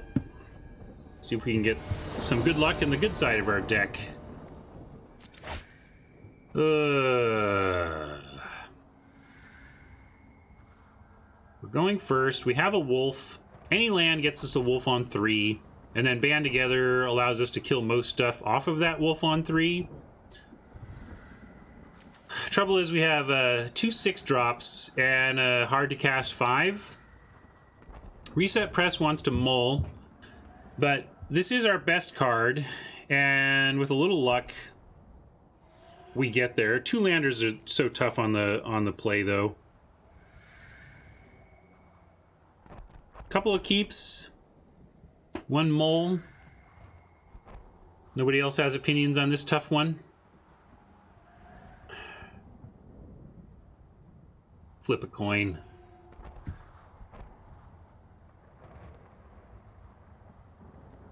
Pretty borderline. I'm gonna mull. I think I'm on the...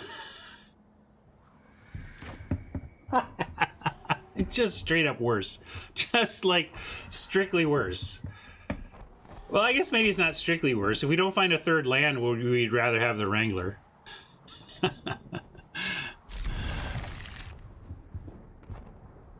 Oh, and here we go again with like, you know what? I'm keeping this. I think if we actually get out of this, it's going to be because we find a swamp, the Leyline Prowler turns on our Bantu, and we get there. So this is a really, really, really risky keep that could easily blow up in our face, but I still think that our best chance of winning is to keep this and hope that it works out. It is a bold top. It's a bold top. But we're not going to win unless we get black mana anyway. And if we do, we're going to be so happy we have this Prowler.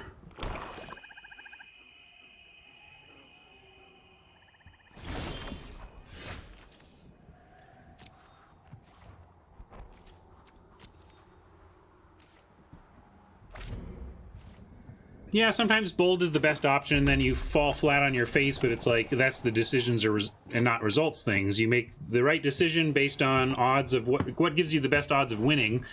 It doesn't matter how awful or embarrassing your loss looks, it only matters what your percent chance of winning is.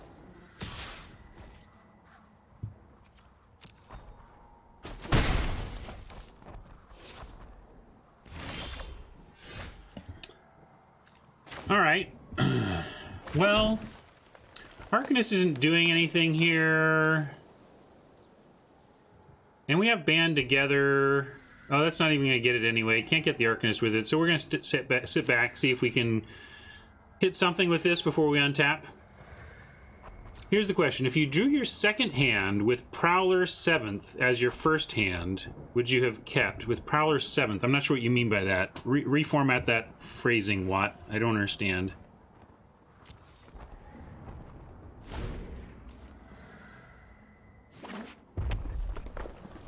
Prowler, oh, so add Prowler to that hand, and do I keep? Yeah. I mean, yeah, I think I would have. Alright. I can't believe we're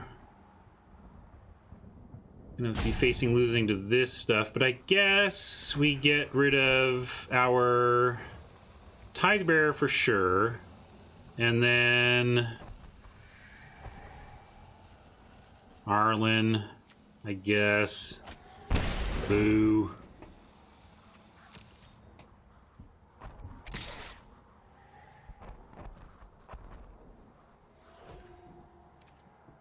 I could pick that initiative off, but not too important. Let's just try and find a swamp. Swamp, please. It approximates a swamp. Land, please. Hey, all right. Starting to look like we're in business.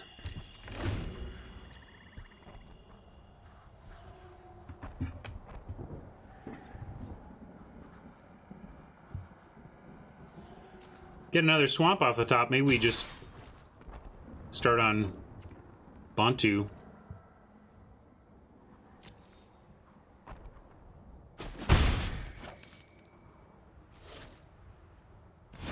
Okay. Yeah, just Prowler. Hope it lives.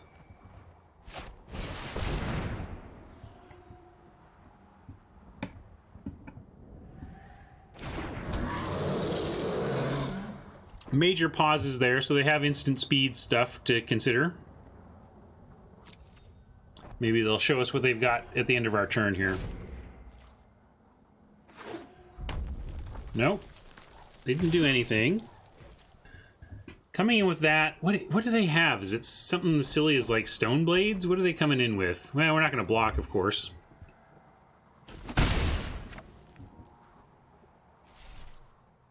Finisher could be, yeah.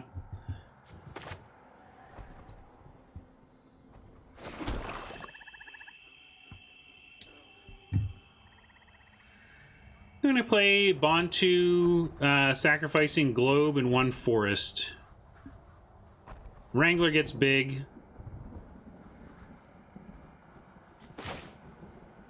No, GRS doesn't want to do that. GRS is like screaming no. Explain yourself. You want to go Cruelty? Band together? How do we cast our other spells? With our Prowler? With our mana? We just ditched our 6-drops.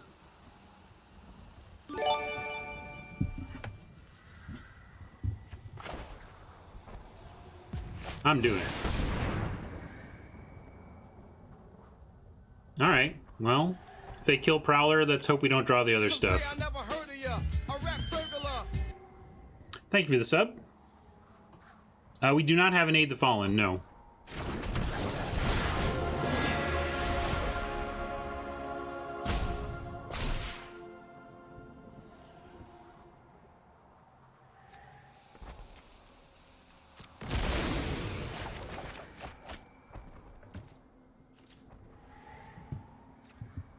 I don't like sacking 2 forests. Maybe I could have. You can go down. You can be pretty aggro with that dude. We're gonna attack. Yeah, they've got no blocks here. Well, no, we know combat tricks, right? So let's let them use the trick on the Wrangler. They can have the Wrangler here.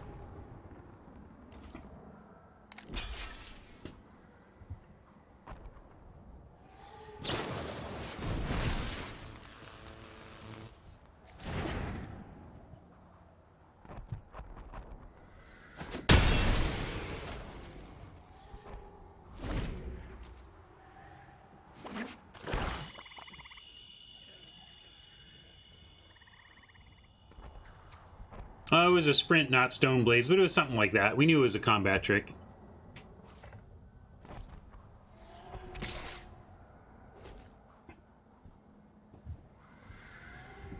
Wow, an initiate attacking now. What do you think that's about? Is it more maybe finisher? Another finisher?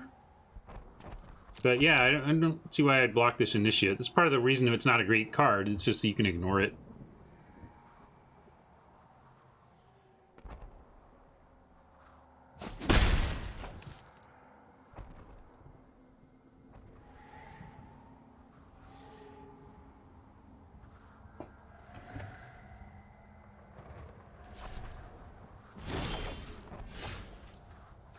Pretty reasonable draw. I'm going to send in just Bo3 with our double instant hand, and then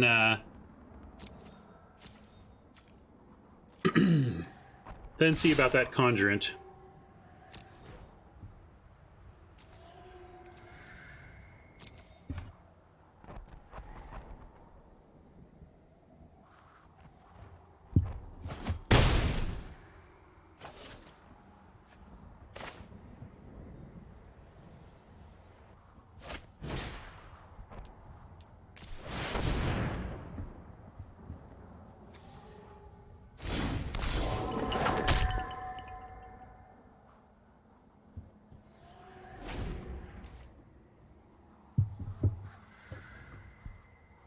It's a reasonable line, GRS. Generally, as you get ahead, you want to be more conservative, right? So you just want it to be understandably conservative. We do have the Evolution Sage in the deck, and we've cast our Conjurants, and we've discarded our big stuff, so I kind of want to keep lands in case of that.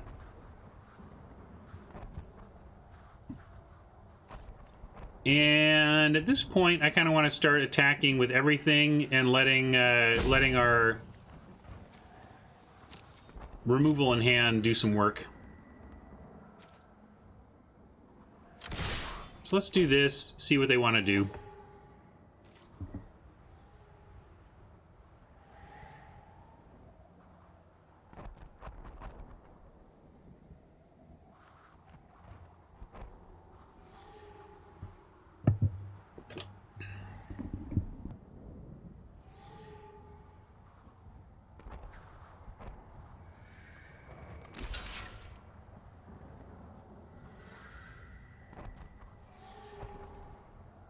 I think we'll be able to do everything we want to do with one of these two spells. We don't need access to both during this combat, I don't think. And I was keeping the land for a possible Evolution Sage draw.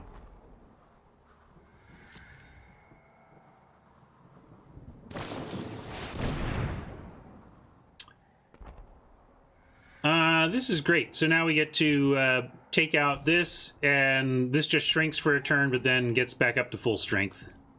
And we'll do it with Band together.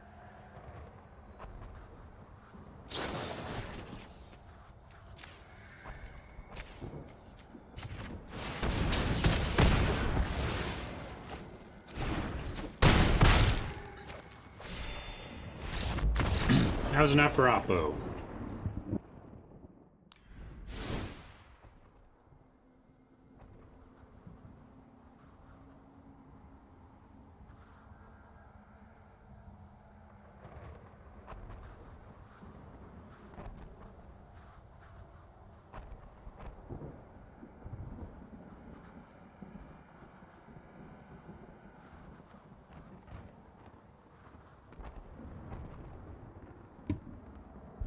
Kind of just red-black stuff. I don't know.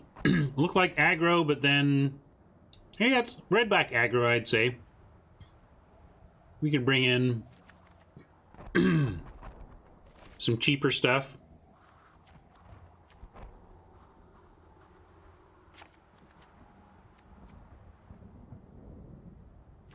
Like that.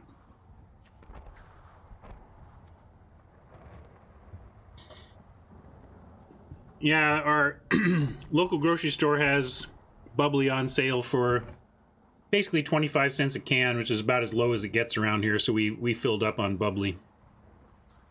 I'm not drinking, but apple bubbly is where it's at. Apple bubbly is where we put most of our bubbly money.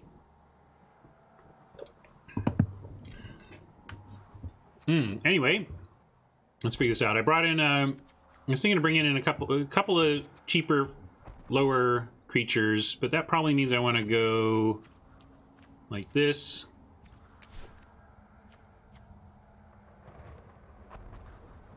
Maybe I'm overthinking it and we should still run the Tithe Bearer. But I'm going to try this.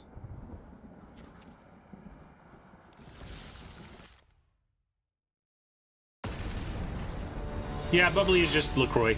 Just a seltzer. Yep, Apple Bubbly is officially #1 on our in-house seltzer rankings for sure.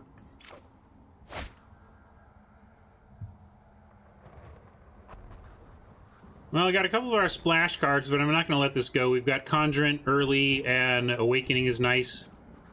Just got to find some splash.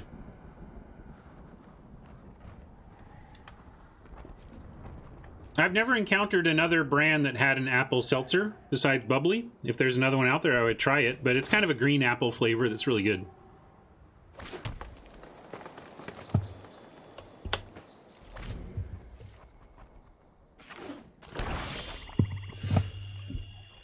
And that's nice for... I'm going to go Conjurant on 3 And then we'll look for land plus Evolution Sage on 4. And we got it.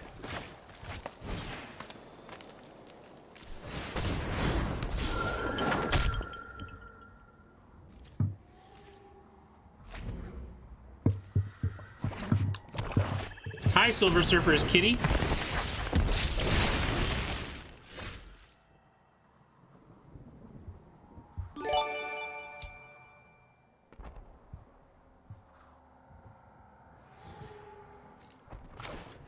Yeah, we'll follow through on Sage plus land.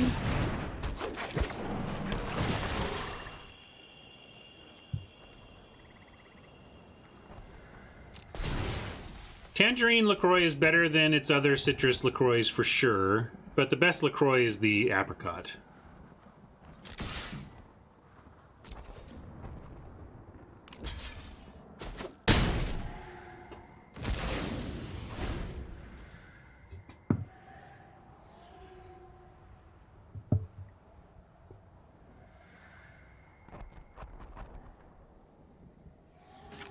I think if I really want to go optimal on Seltzer, where I'll end up, it's kind of been laziness and expense right now, but I think the long-term play is SodaStream or some other way to make my own seltzer at home and then just have fresh lemon and lime around. I think squeezing lemon, lime, and grapefruit directly into seltzer at home is going to be like the best, I think.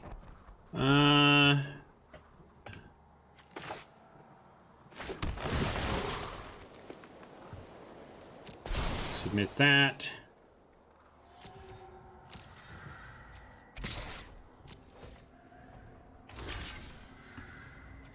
All right. Keep chumping. So we'll go ahead and Awakening at the end of our turn and make it a 10-10 with a Swamp.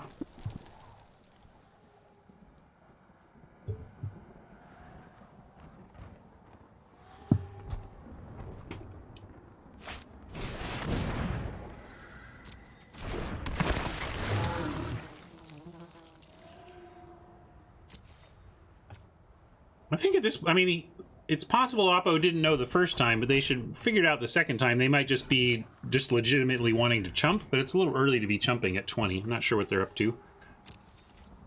We're gonna do this on a forest. I don't think it matters.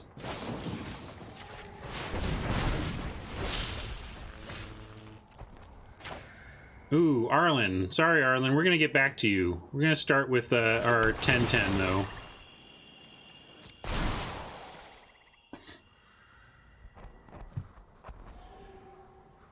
I'm going to offer Conjurant here. If they want to trade the laptop for it, we're down with that because we have Arlen coming. Could almost even go ahead and attack with a Sage. I'm not going to. I just did the... But... I feel like they have to trade off for the Conjurant, and that just sets us up for a really excellent Arlen.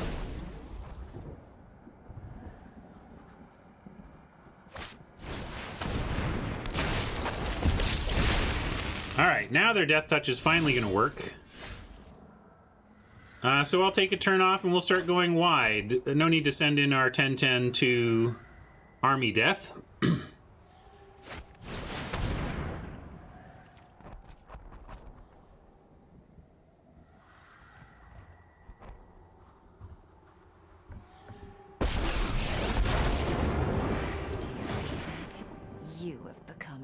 Yeah, I'm looking forward to getting this wolf down with Arlen in play, if we can manage it. Go, my children. Fight. Doesn't happen often beyond the wolves she produces herself. Again, almost an argument for attacking with the Sage and saying go for it, but we'll be patient. We'll find our Wanderer's Strike mana and we can maybe get rid of the Death Touch aspect.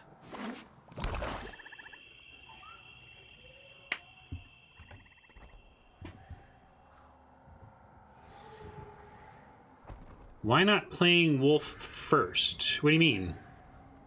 Don't we want, like, we want to play Arlen and then play a Wolf into Arlen, right?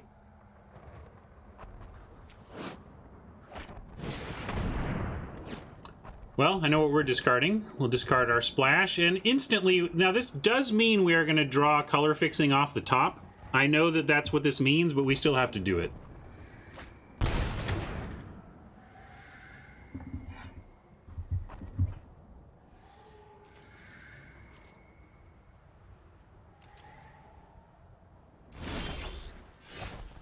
Let off the hook this time. All right, so we go make a wolf.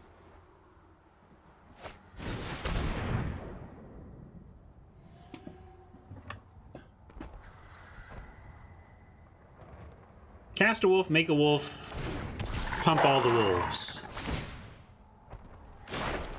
This is your hunt. Some say I never heard of ya. A rap burglar. Thank you, TBM.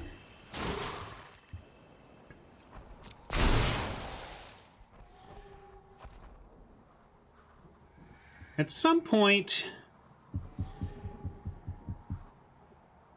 we just have to offer him one of these for that Death Touch token. And I'm wondering how much we do it with. We're definitely attacking here, for example. But do we send... I guess the Sage is still doing too much work to offer up for a trade here. And same with the tree. Let's just send in... no, I'm going to keep the Sage back. I'm going to keep the Sage back. It's doing too much work. It turns... I mean, every spell... Everything... Every draw is good right now because of the Sage.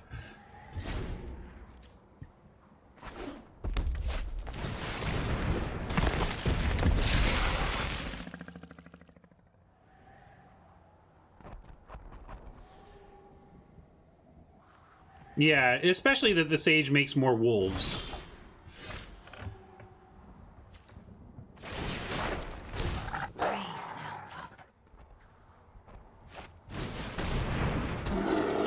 I'm just kind of casting stuff I should be thinking through before any of this. We could send here, and that's probably correct, because at least it trades with the Manticore. That's kind of our fundamental line at that point. And we do have... the Grizzly can start looking for spells. But yeah, I'm going to send in the Wolf because it trades for... we would trade the Wolf for the Manticore or the 3/3, and so we send. But we'll keep our big land back for now.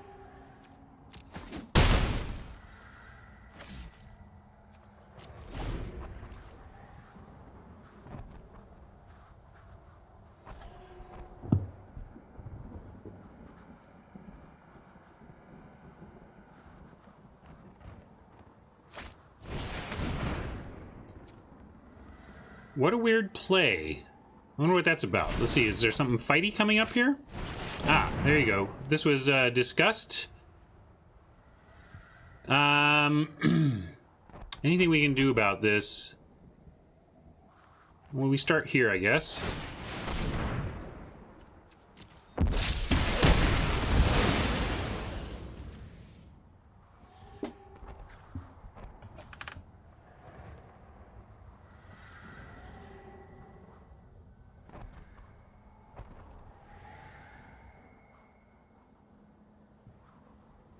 Yeah, it was a good call, but there was nothing we could do about it. You're not gonna... You can't... I don't know, like... Is the possibility that they were leading up to that gonna cause us to play differently there? I don't think so. It does cost us this game. It's too bad. Yeah, we could have not played the Grizzly, I suppose.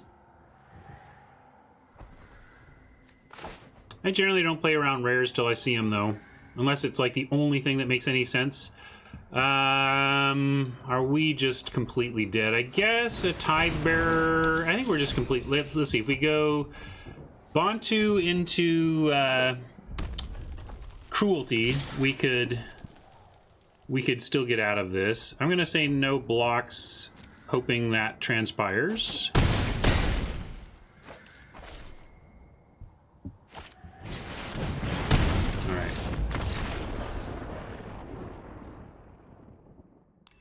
Well, one rare got us. Everything else there was not that big a deal.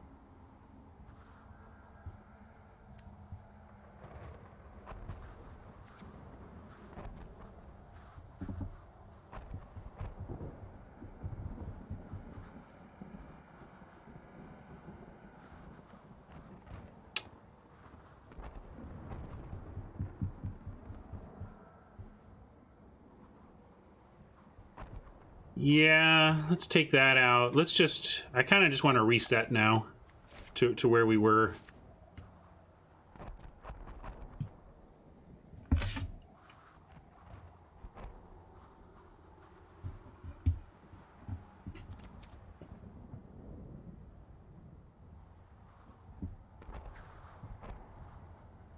Having played the bear, the army that dealt damage to all the creatures had Death Touch.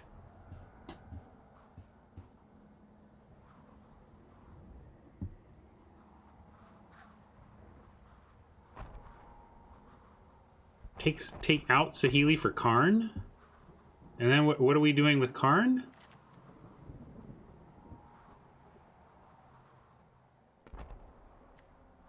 Because we make 2/2 globes? That doesn't seem good at all.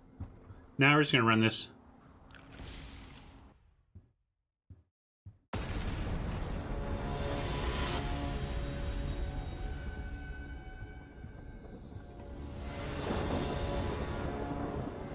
Hey, Dirty Digits. I don't know if you run Karn and those artifacts out. Like, I just like having the 2 silver wings draw naturally as opposed to Karning into getting 2 of them over time. I don't know. It's just a little clunkier.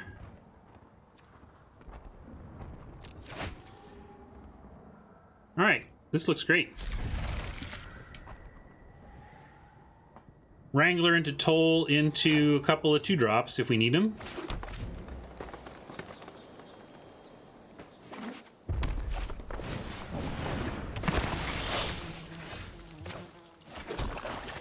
Wrangler into Prowler?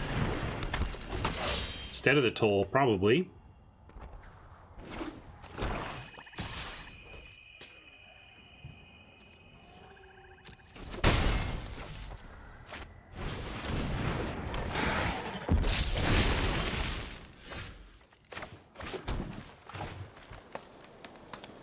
Yeah, I'm gonna Prowler here. We can Toll next turn. Yeah, Vizier might be annoying, but we have Ambush for it if we need to.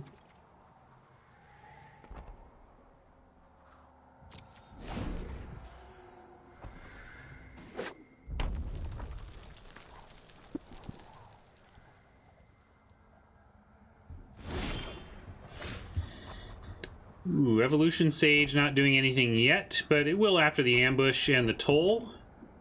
We have 5 mana available. So let's open on Globe. No, let's open on Toll, and then we have Ambush if we decide for some reason that's needed from there.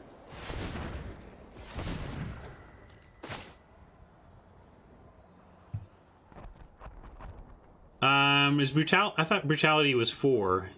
Isn't Brutality 5? Or Brutality 4? It's 5, huh? But then what? Are we like... You want to play Sage and Globe?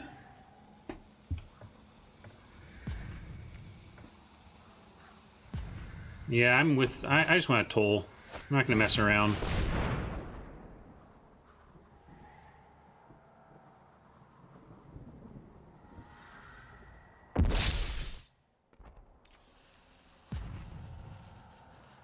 See, what are you talking about? Y'all lying to me? Liars, all of you.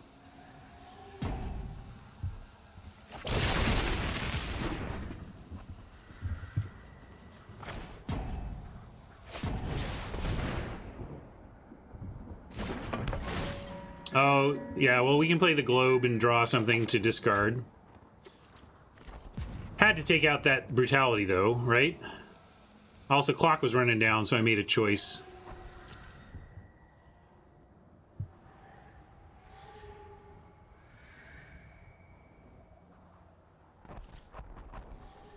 They don't have a land for it yet. Maybe we'll dodge it on that.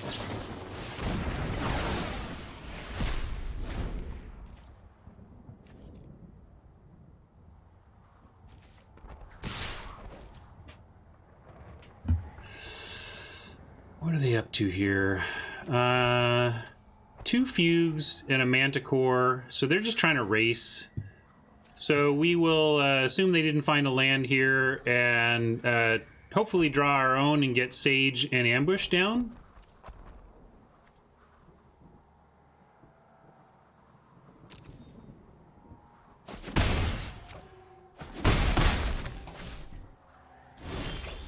Okay. So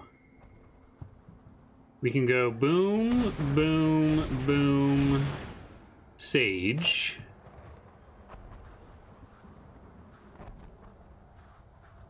If we ambush first, we can't get it this turn anyway. So yeah, let's go Sage.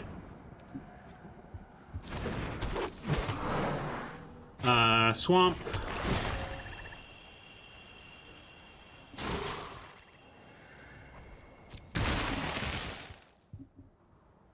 And where do we want to put this ambush? Let's put it on the Sage again. If they don't draw a land and we do, we're going to get a Tidebearer Giant that will pump the Wrangler.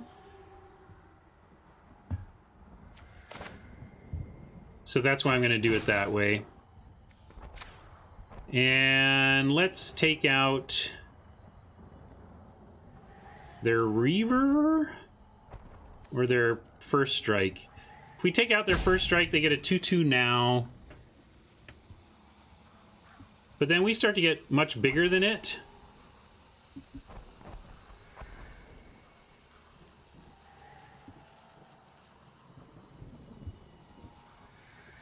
You want to take out the army? I don't like taking out the army, though. They're just going to make a new one. I'm going to let this hourglass go as we work this out.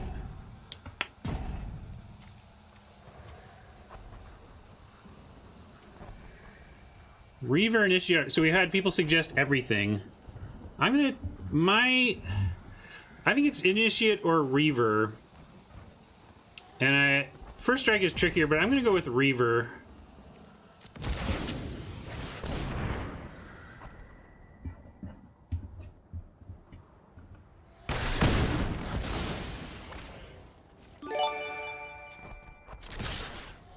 Because if they don't take out... If they don't manage to make us discard the Giant and we draw a land and cast it, then we're going to be in really nice shape. All right, so we have to discard the Giant if they want to go that. I guess they probably have nothing else. Oh, they're going to kill the Sage. No? All right.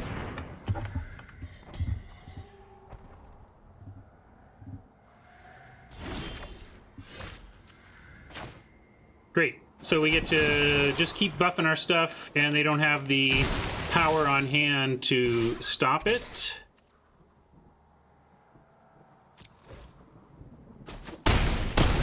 Gotta hope this is enough. We want to keep them off of land so they don't get here, but then keep this being irrelevant as well. Don't like attacking into the open mana as much, but you do what you gotta. You gotta hope that this is good enough. They don't have a lot going on in their mystery cards. Hopefully this is just a chump. Ooh, no, it doesn't look like a chump or they wouldn't double block. So we're going to lose our Sage here, but hopefully the Silverwing can get the last 5 points of damage, assuming that... I guess we do it this way. But yeah, there's no way Evolution Sage survives this block. There's no sensible Oppo would block this way without being able to take out the Sage. Yeah, Pyro Helix or +2/+0 and Indestructible are the two possibilities. I think we saw the Indestructible one in game 1, so that's what I'm expecting here. Yeah.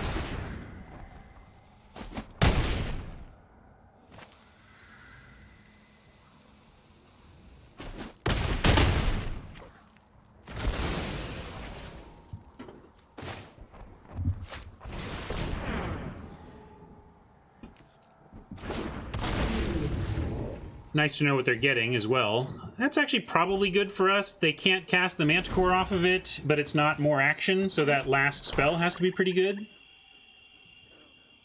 Do we get to attack with everything?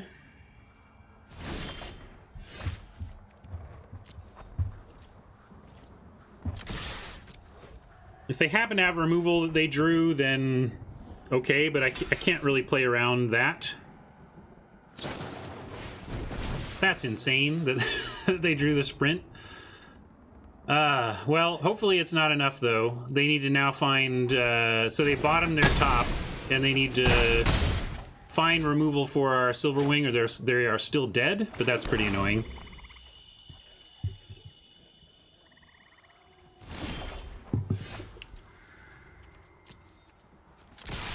Well, no need to send in the Wrangler to certain death. All right, we hit gems. We're not over par yet, but we're at the par match.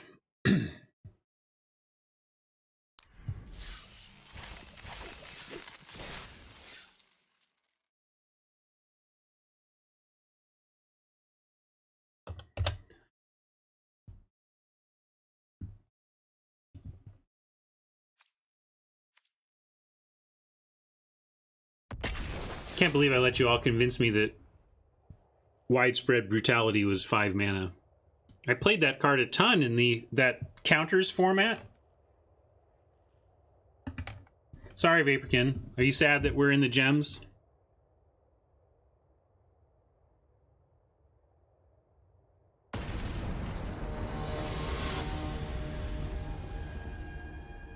No, 2 games isn't break even.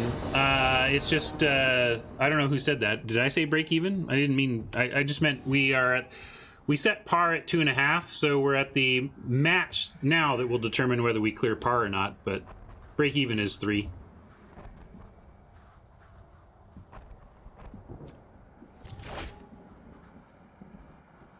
Oh, we got our unsplashable splashes again, but we're not with Conjuring into Sage. We're keeping this again as well.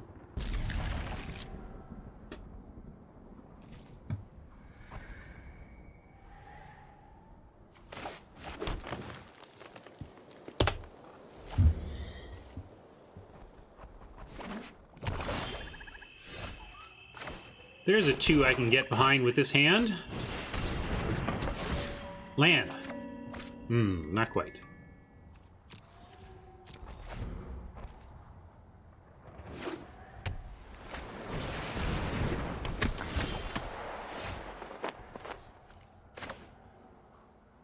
Haven't gotten our 3rd land cooperating, but we'll go with a 3/3 that we hope to make a 4/4 next turn. Any land will do. I guess we have the actually not any land won't do. Take it back. Now we're gonna get the gate for sure, which will not do. Darn it. I have tempted the magic gods. We'll see if they heard me. Ooh.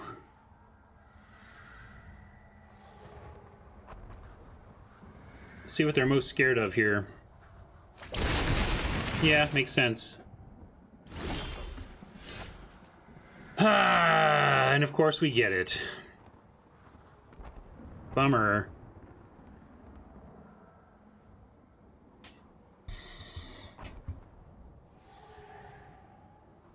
I guess we offer the Conjurant for both of those, and then play the Silverwing. We could Triumph, but I don't like to Triumph when I can have better mana efficient spells. We could wait and try to strike this up to like a 4/4, but that kind of presumes that this board is never going to change for Oppo. I'm gonna offer this, and they can take the trade if they want. Hey, Numenor. We are 2-1 with a green-black splash a few good stuff type cards. We have the Wanderer's Strike and the Jace's Triumph and a Domri's Ambush on the splash. Those are our 3 splashes. Everything else is just baseline green, black, good stuff with some wolf stuff going on as well. But yeah, I'm just gonna take the Silverwing here. Aid.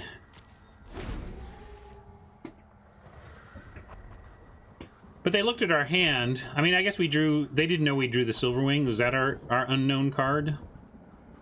Or no, it was the land.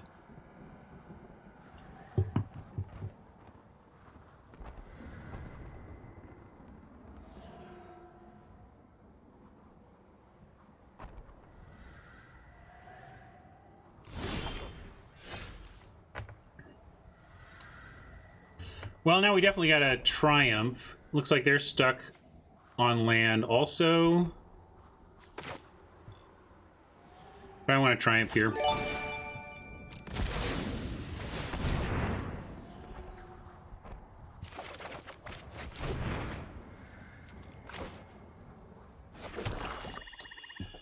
Well, now that they are stuck on land, we have a globe and a wanderer's strike. I am going to wait. Now the conjurant getting bigger seems relevant in a way that it didn't before. Now we want to see another land here and get this Arlen down. Note that they are pausing. I guess we'll find out what they're pausing about. They've got some sort of instant for their three mana.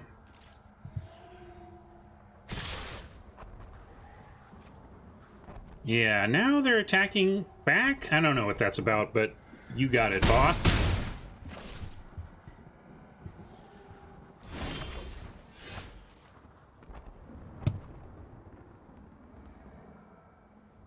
Well, we don't have the mana anyway. Let's go ahead and see what they've got, and then we can wrangle after. Well, they make plating. Well, if it's plating, we'll find out right now, that's for sure. No, so what was it? What were they doing? Sorin's Thirst? They were looking to Sorin's Thirst us? I guess. They're pretty far from Ugin, and they are at 15. Lots of good stuff, but stuff they're a bit far away from. If we ditch Ugin, they can get it back anyway. I think we want to just take out their upcoming...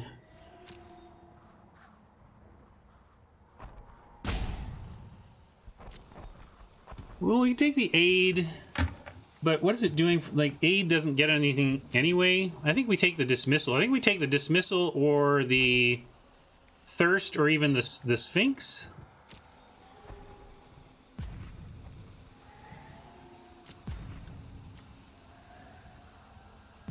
Yeah, I think we gotta try to pressure their lack of land and make it work for us, and we'll see how it goes.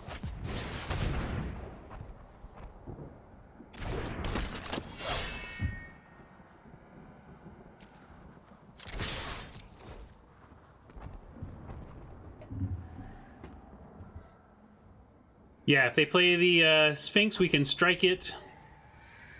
And we've given them a target for their thirst, I suppose, but they were going to get that eventually anyway. That's okay.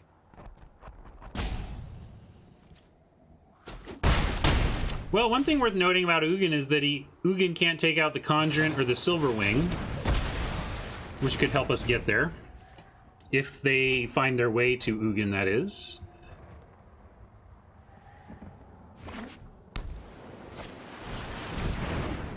What up, Harold?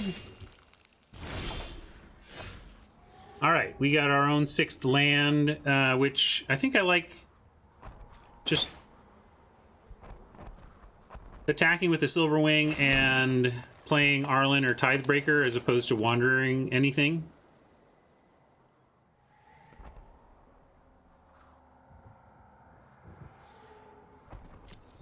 Yeah, Arlen is the best play to support the strike after, you're right. So we'll do that.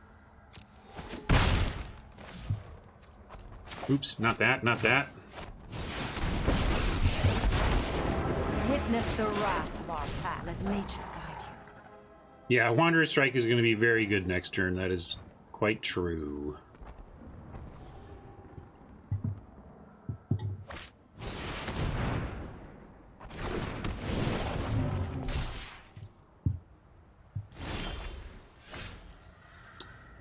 God Eternal Bantu, also not a bad card, but I'm going to save that. We're going to... Please protect my pack. Go with the strike plan here.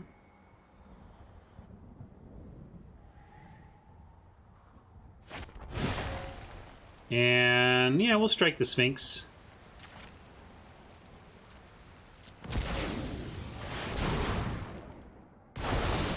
Gives us a bunch of counter. Submit 5 is nice to do when you proliferate. And yeah, now we're just going to pour it on. Everything all the time. Bantu was, I think, pack 3, pick 1. Clean living.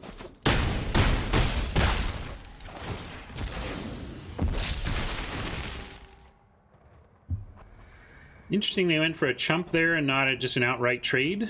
They could have a 2-2 army and a dead wolf. Instead they have a 3-3 army and my wolf is still alive.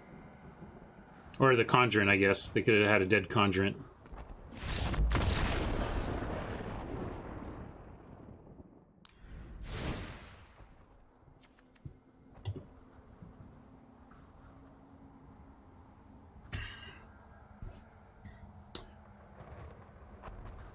Thank you. Good game.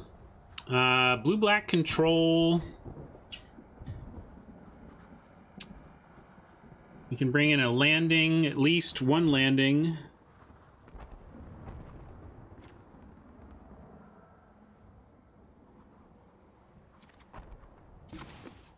Kind of want to cut a grizzly even. Some say I never heard of ya. A rap Thank you for the sub. I don't want to splash the totally lost. What would we be doing that for? Like the for bouncing their army or something? I think I just like this.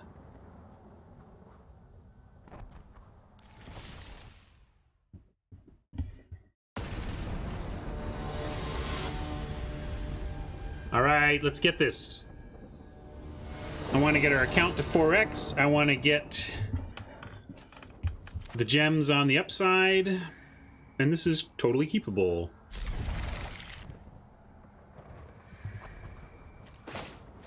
Totally keepable.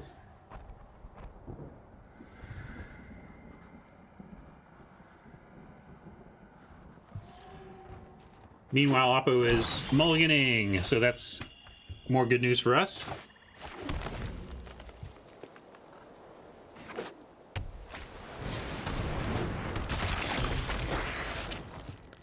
It's a fine start from Oppo. We're going to Guild Globe and hope for land. Land. Land. All right. Excellent. It was a forced landing, but we got there.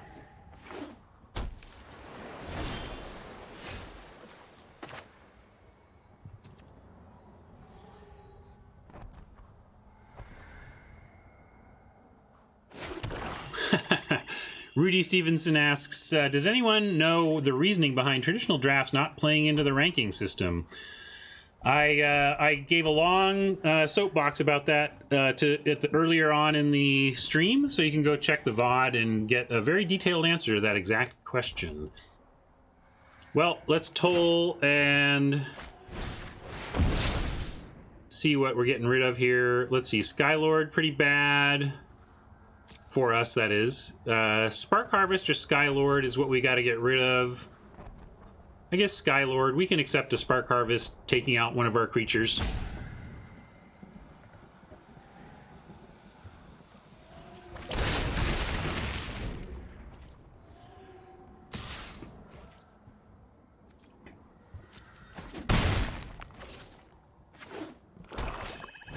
All right, we want more land. Oh, they got a nice draw off the top there. Very nice. Not land, but I think we do want to use this cruelty on the diviner before they get any value off of it. What do you think? We got forced landing to get rid of this eternal. Yeah, I'm gonna cruelty before diviner can draw a card. Turn that army into a card.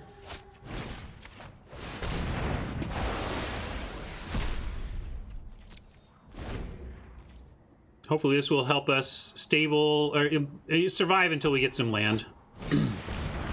Ugh. That's a good draw for them. Allowed them to attack in instead of trading off with our army. Okay, good. Needed some land. We can go Silverwing. We can go Wrangler, Landing, or Silverwing. I like Wrangler, Landing,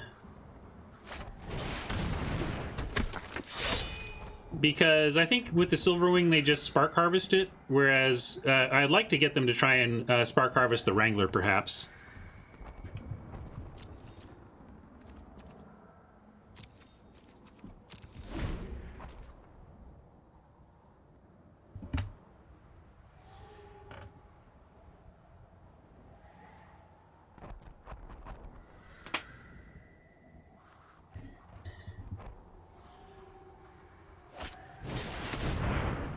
Yikes. All right, now we will go ahead and take the offer for the 3/3 if they send it in. Okay, they are. So we're going to block here, and then force landing this one.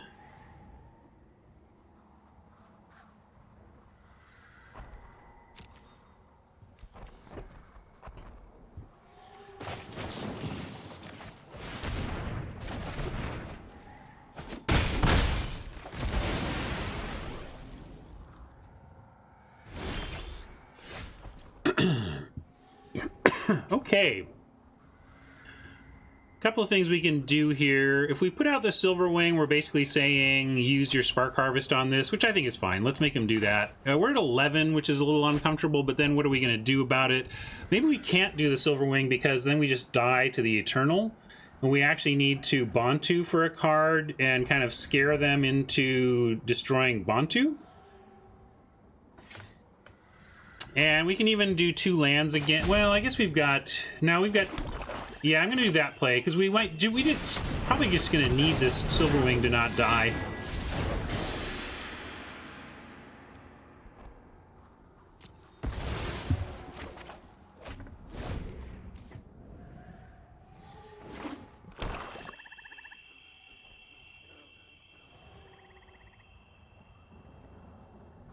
It's so disheartening to use removal on a god, though.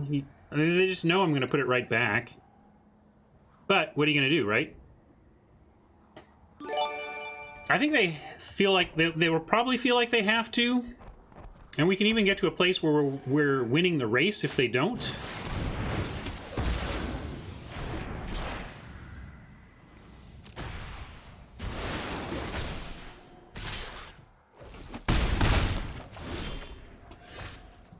Hey, and there we have a way to kill the Eternal anyway. But they may end up, they're probably going to put a Giant on board next turn, or, you know, their draw is going to be great, because either it's going to allow a Giant to hit the board, or it'll be some other piece of action. So, yeah, we could do Arlen, but then Arlen just gets attacked down by Aven Eternal. I think it's Silver Wing time. We get to see what they're drawing. Oh, gosh. Is that gonna... Oh, no, it's not as bad as I thought. I was thinking that was game 1 where they might have had Planeswalkers down.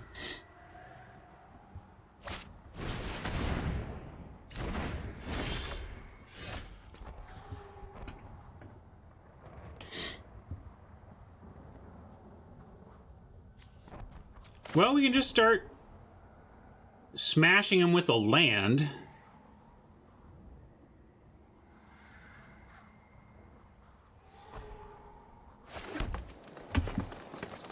Kind of like smashing them with the land on a later turn. Let's go Arlen. Protected Arlen seems good here. Spirit of the wild beats in my... Go, my children, fight!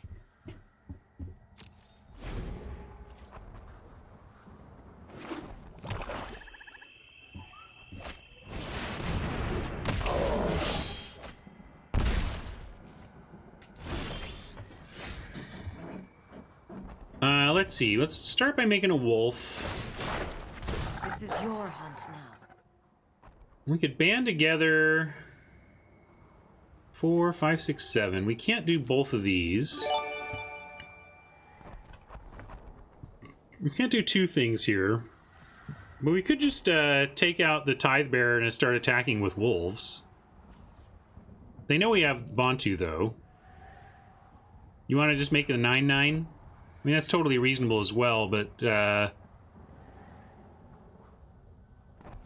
I guess we need to ban the Skylord. That's fair. I was thinking this was an Aven Eternal, so I'm glad I caught that this was going to hold off both, but it's not.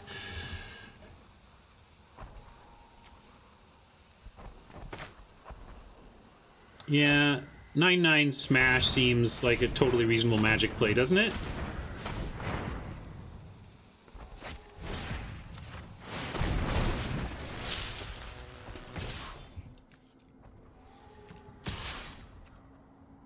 Oh, we don't need this wolf attack, though. Just sending in the 9/9 seems fine. Why the 9/9? Oh, the trumpet. Yeah, I backed off on that. That was just scaring you. How about that?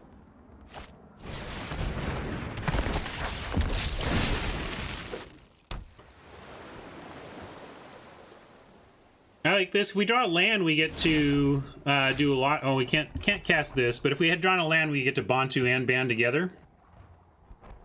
Which we still might get to do, because we go like this. Be brave now, pup.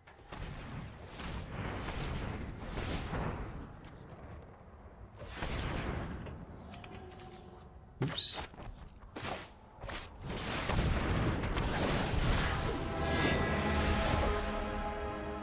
And we'll destroy this, this, this, and even this. We're just like, we're doing it.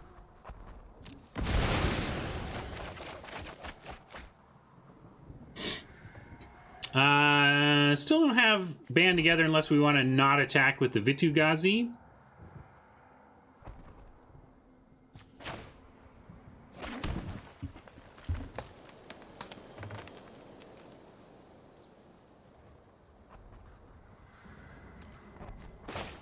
Yeah, we can spin, and then do we want to attack with 9? Where do they, let's see, 4, 5, 6, 7, 8, 9, yeah. Just making sure we actually want to attack with the 9/9, and we do. We've got enough going on.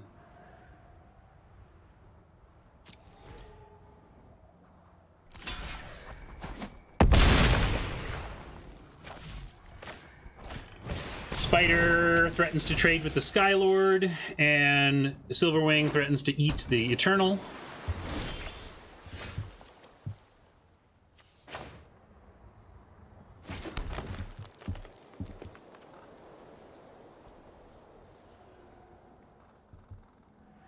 We should have attacked first. That was going to be our play. Probably. I do that a lot. I make plays and then attack after. That's a definite leak of mine. Maybe we're lethal. Let's see. How do we go lethal here? We go band together, taking out the 4/5, and then just swing away.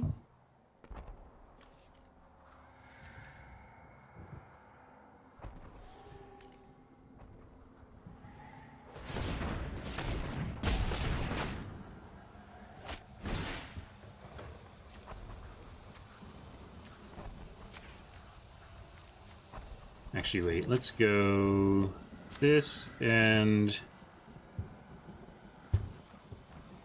this.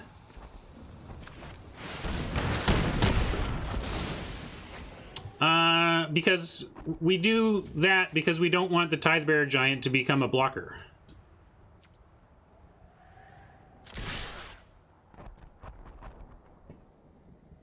And I'm going to leave the Snare Spinner back, I think. Let's see. We have. Let's actually do math, Ryan. 1, 2, 3 blockers off of 1, 2, 3 gives us lethal. So, yeah, I think we have lethal. And we have lethal even if we go in with Snare Spinner. Or even if we don't, right?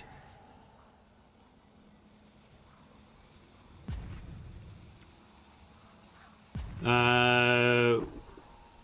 1 to 5, 6, 7, 8, 9, 10. Yeah, I'm gonna leave Snare Spinner back.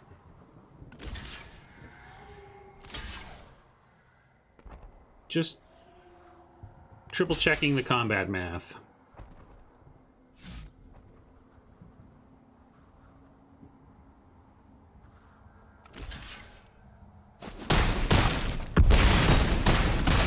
But GRS, let's talk about that. Wait. GRS wanted to do that mid-combat, but if you do it mid-combat, you're letting them block with the giant. Right? And letting the Tidebearer Giant block is a whole other creature blocked. Like, you got to do that first and not give them an extra blocker to work with. If we were all trampled, if we had just a million things with trample, then yeah. But we didn't have trample.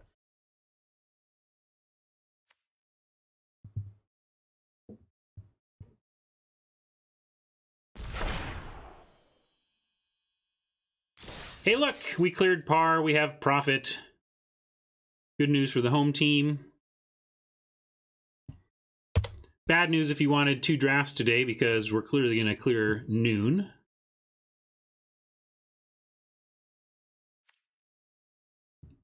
Yeah, it's to be fair, though, we didn't count damage to lethal until after Band was played, but I knew it wasn't going to matter. Like, I knew that we did not want the Giant to ever block, and it was the biggest thing on board, and it was going to have to die, and then we were going to attack. Whether or not that attack was lethal or not did not change at all the fact that we were going to kill the Giant and make a big attack.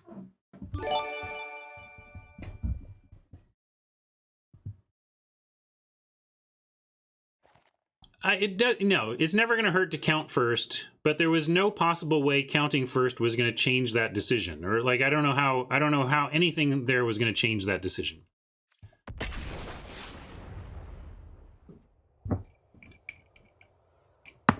Let me get a beverage.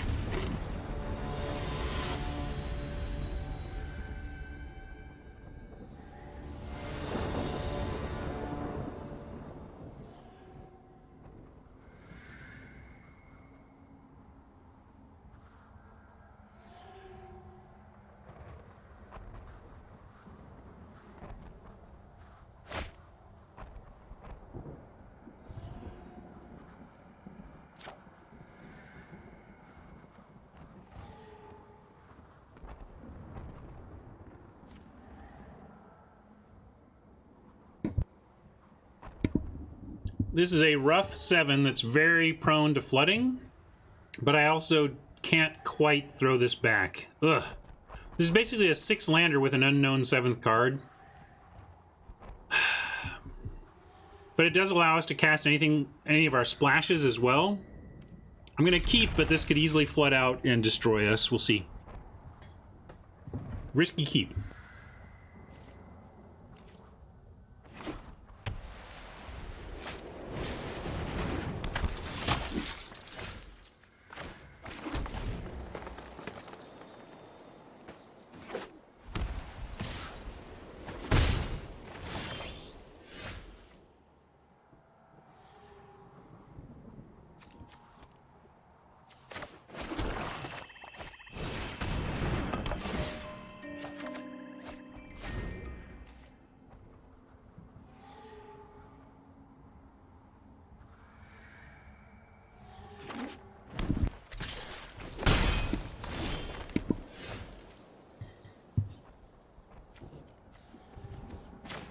Well, we got a very reasonable mix of lands and spells, which is to say mostly spells, since that risky keep, so it's paid off for us. And yeah, we're just going to toll here. Yeah, get out of there. Oppo had a similar hand to us, it looks like.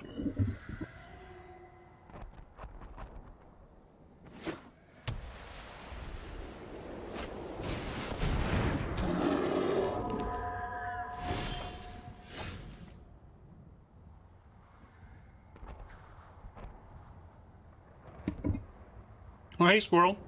Sorry, just saw your chat. GG's. That was a good game.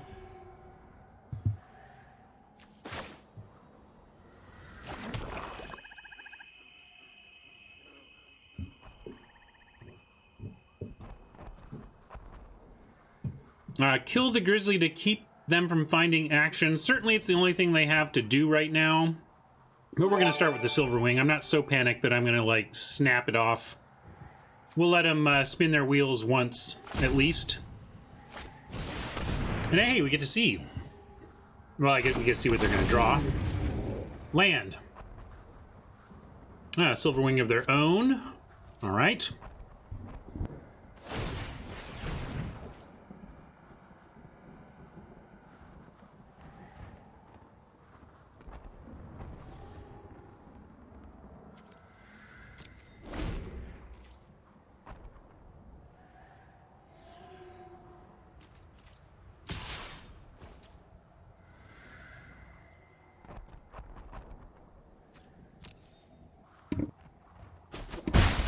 We may want to kill the Enforcer and the Silver Wing so that we can continue to press some advantage, but Honestly, both of our hands are pretty weak here.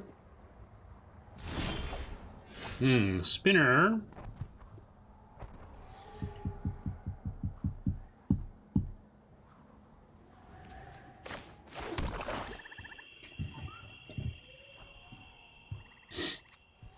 Well, let's make him tap something here.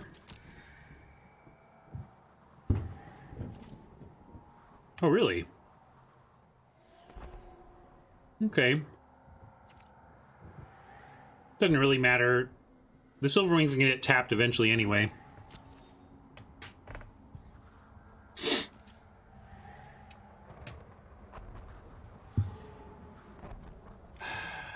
Use the ambush. Yeah, we'll put it on the Silverwing so that it can win air combat. Then we don't have to take out their Silverwing.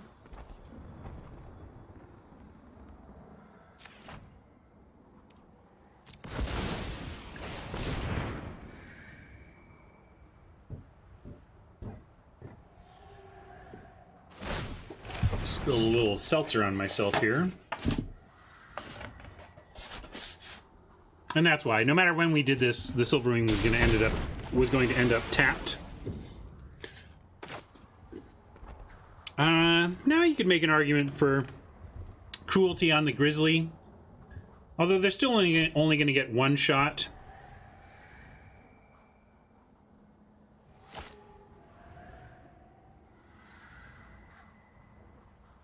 I don't know though. Kind of liking taking out the Grizzly right now. Yeah, they're down to no real cards. I'm gonna take out the Grizzly. The reason to not kill the Grizzly would be to play the Snare Spinner. That's all. Hey, Archangel.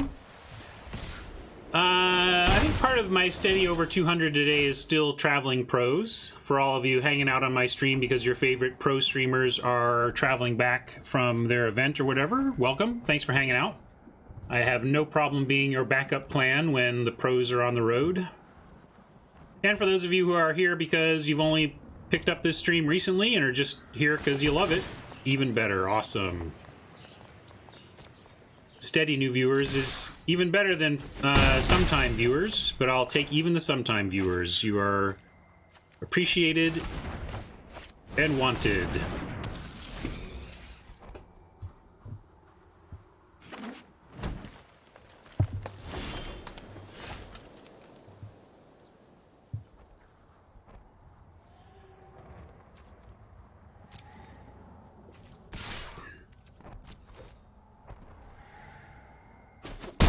Gonna keep trying to press this advantage. I'm also wanting to sandbag lands now. We have Evolution Sage in the deck, and we have the 6 lands we need to cast anything we might draw. I guess the one downside is if we draw Jace's Triumph, we could be a little bit behind on our land. And I'll keep... I'm not going to overdo it.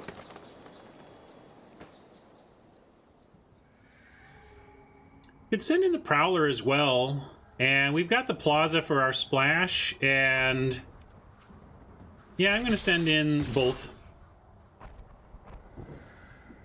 Because if they double block, we'll take the 2 for 1. That's cool.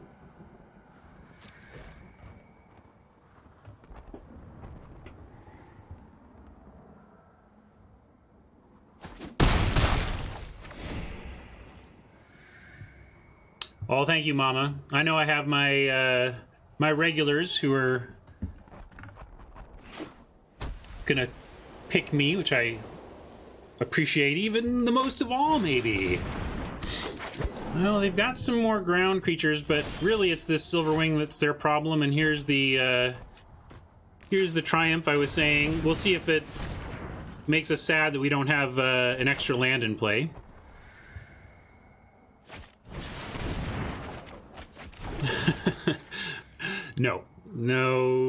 No sadness on this front.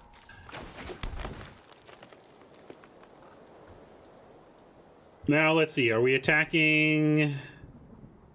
Yeah, I think we're making the same attack.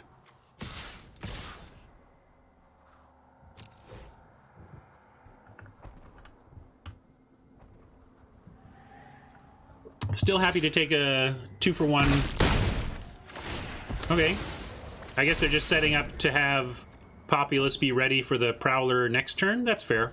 Well, it still turns it into a 2-for-1, but it's a 2-for-1 where I get life gain twice. Well, they finally found an answer just at the right time as we're flooding out.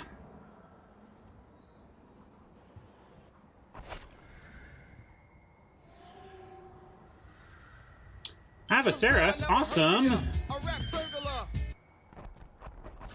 One of our viewers won the MCQ in Seattle. Fantastic.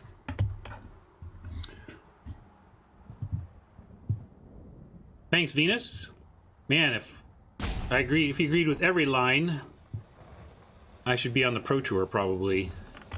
I make a lot of lines that don't feel quite right. I guess if we send in the Prowler, they block with the Populace, and then it's just a 1-for-1. Now we're just gonna play our dude and try to get wide enough here. And now there's really no reason to play more lands. I mean, we can't even... I guess we could draw a Guild Globe, but then we can still play everything. I'm gonna keep it all. Let's be scary looking in our hand. Yeah, Bantu is a reason to play lands. We could sack more to Bantu, so maybe I'll keep like 2 in hand for a potential Sage. Hey, Bantu, we were just talking about you, bud. Maybe we'll elicit a scoop here.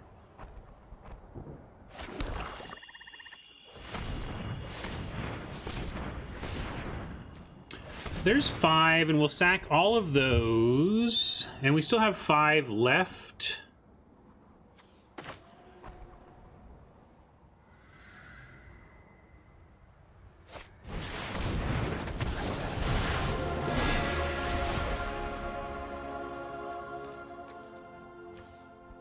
And this army's not doing much. Should I draw army? It is actually damaged, though. It's not going to get blocked in an all-out. I guess we'll actually save the army. Draw 5.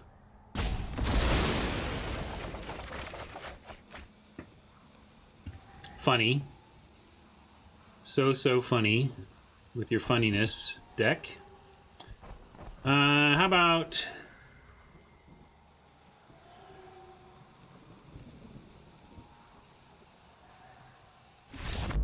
Alright, they're done. I didn't think they were completely done yet, but... oh, maybe we were. Ceratok seemed to be the one to keep, because, yeah, Grizz then Ceratok was the sequencing there.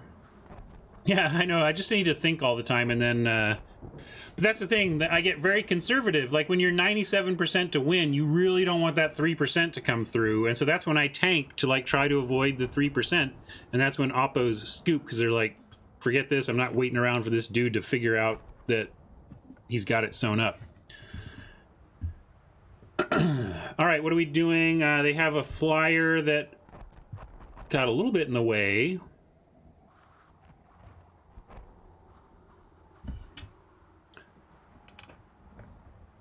Two flyers we saw, so let's bring in one landing. Again, I cut this Grizzly before, I don't really love it. I'm gonna do that.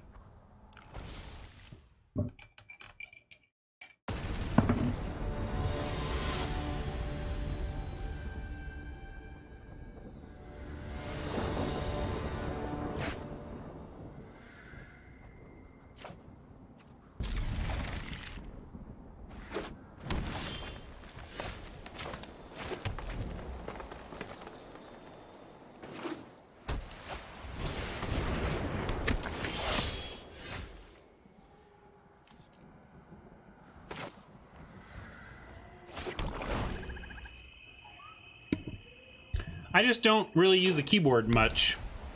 I sometimes use the spacebar. Not really. I don't really use the spacebar. Part of it is that I take my left hand is kind of on the edge of my desk as a place I rest my hand.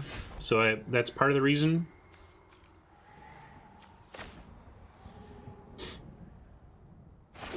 Nothing to evolve, but we could play it. Trouble is we won't block. We could also cruelty the populace.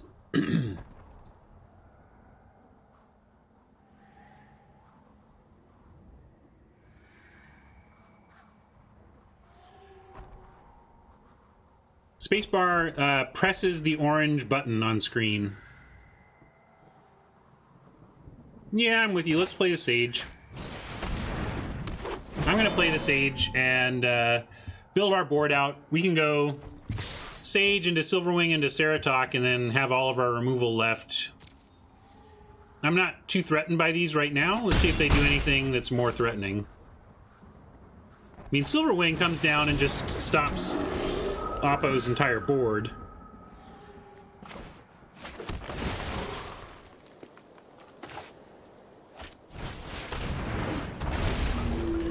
Pair Trigger, new to the game. Are you new to Magic or new to Arena?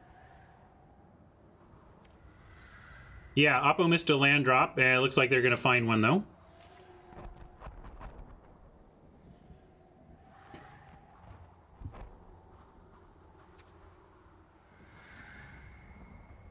No attacks. Don't want to trade for evolution for any of those.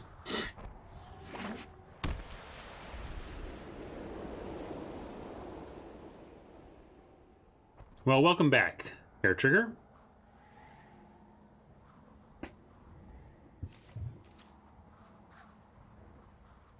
Well, right now we don't have ambush mana, but we'll see.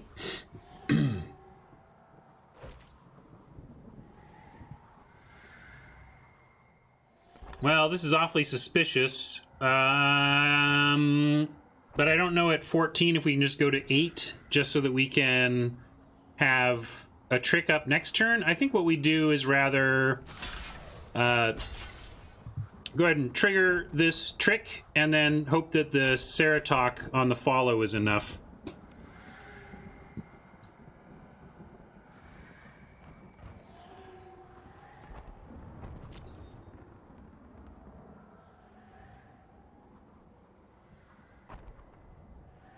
Well, no matter, it can't really be a blowout. It can just be a one for, you know, a one for one, really. Now we could ambush. It's an interesting result.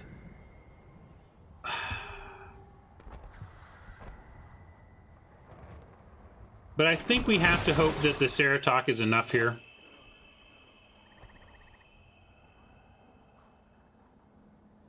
Yeah, we could ambush and grow, but I think we need to hope that our creature can act as removal here. And I'm still not blocking with the Evolution Sage, so I'm going to risk this as well.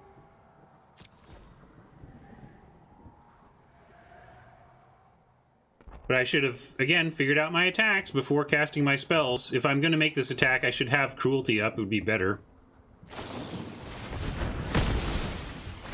I'm actually okay with that, I think. Unless they have, like, a third copy. We really want this Ceratok to live and be our removal. Steadfast in all your ways. You were not destined to All right. fight. We can ambush the Planeswalker even. That's not bad. So they're going to get 1 turn of value. And then we can even potentially... no, we can't do it all this turn.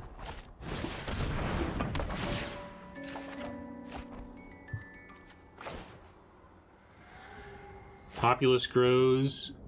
Yeah, well, what do you want us? You want me to leave a Johnny? Is that the plan? You know, it's like, yeah, populace grows, but we have a Cruelty. Yeah, just saying.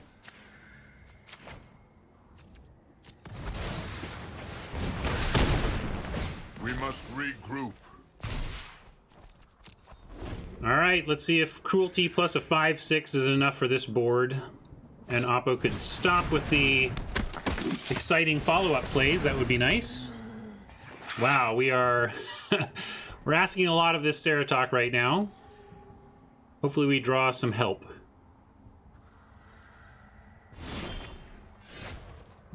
Does not qualify. But I do like passing with Cruelty available.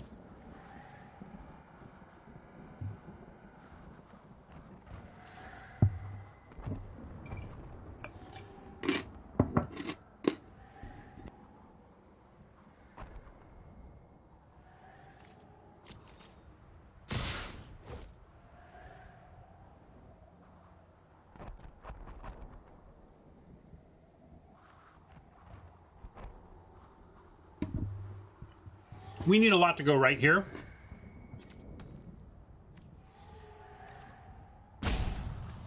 Hello. I'm trying to pass to blockers. Thank you.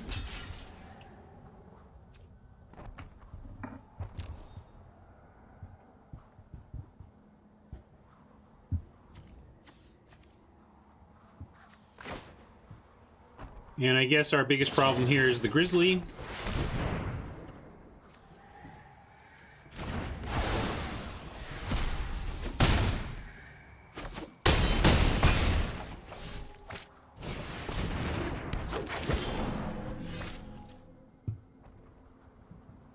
Bantu could be enough if we draw. Let's see, we gotta get 1, 2, 3, 4, 5. Actually, maybe we do have Arlen. Let's see. Maybe we want this, and then we need to draw.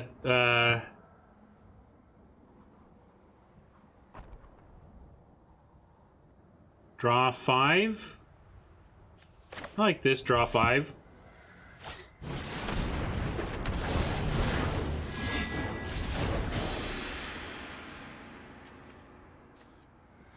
Find us something to work with.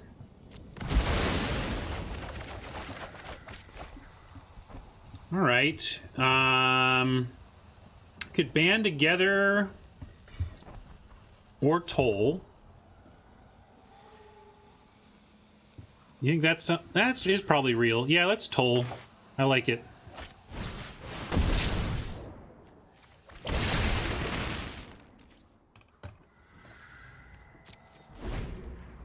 Now we've got block and good blocks elsewhere. We need to draw something specific to be able to get through here.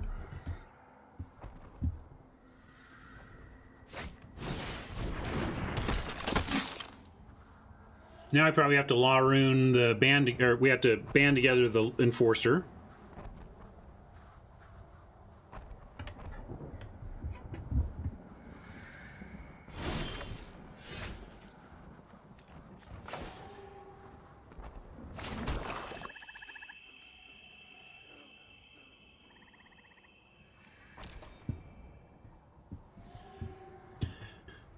Of course, let's see. So if we... Yeah, we just had to band together the enforcer and do it now.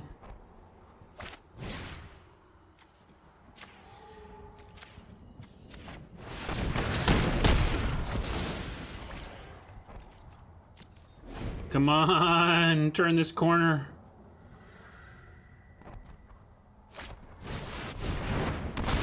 Oh, Silverwing. Silverwing is good. Hopefully they saw bad news on the top. Can't really cast that or we just lose.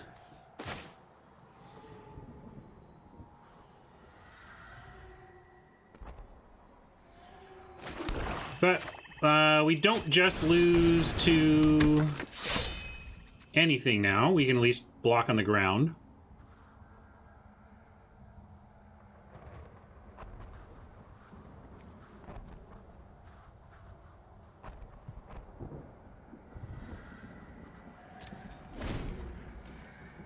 Outs include... Wait. This is where my... my MTGA tracker is not correctly tracking. Because it's saying we have outs that I know we don't. Well, that was not one of them. Bummer.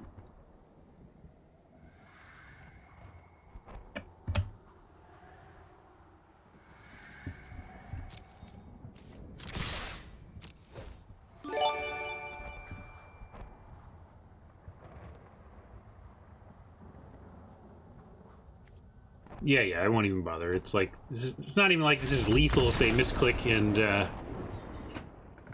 no, I don't need any of that. I don't need to peek. I never look when I mulligan.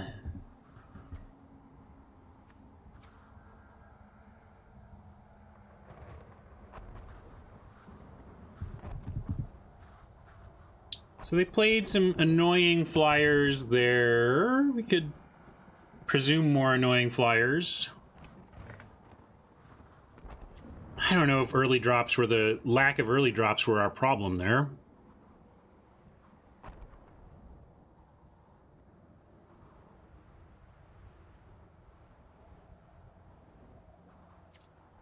I like this.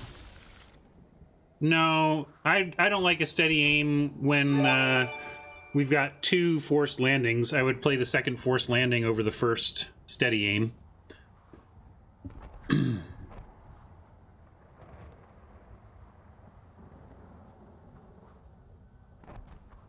Nether, that's a feature that Magic Online had that I guess people kind of like. I don't know. On a personal level, I don't care what was on top, but I get that people do. Obnix doesn't really synergize well with what we're doing. We don't have a lot of spare creatures, and I only really want to run Ob when I am feeling like a pretty significant portion of the time I'm going to be using his ability on my own creatures to draw 2. Alright, we'll keep this.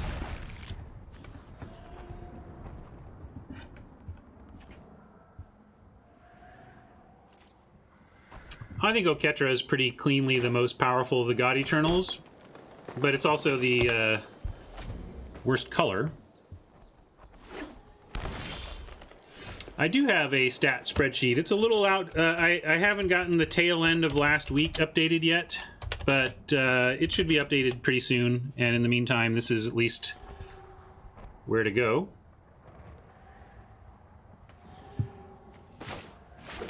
All right, Globe, find us a land. Land. No, I want land. Really want to land. Oh, that's such a brutal place to not get a land. I think we have to play the Conjurant here. Then if we draw a land, we have a band together potential target. I'm not going to do nothing. I'm going to play the Conjurant on 2.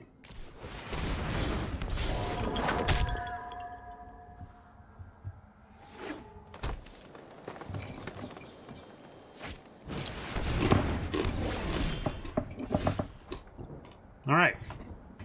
They had a no value New Horizons. That's not bad for us. We can go with the wolf here.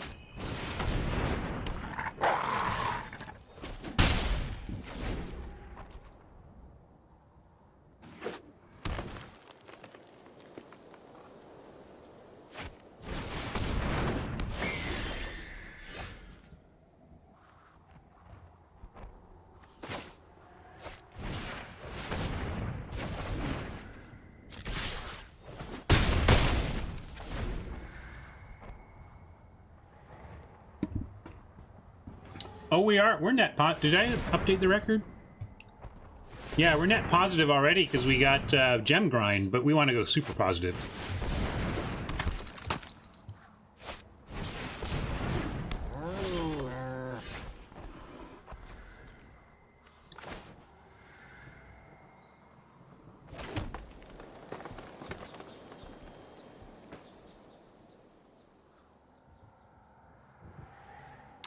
I like Ambush the Populace, or yeah, Ambush the Populace, making the Conjurant bigger, and then Pouncing Lynx has no good blocks.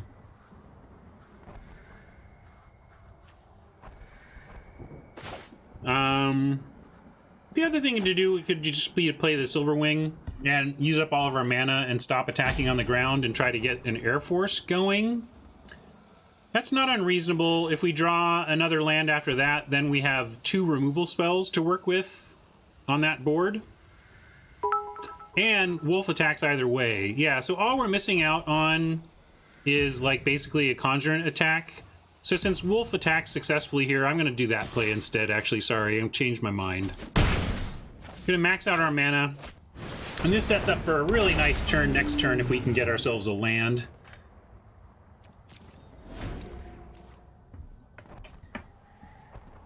Ideally not a Plaza, but I'll even take a Plaza at this point. Just give me a land.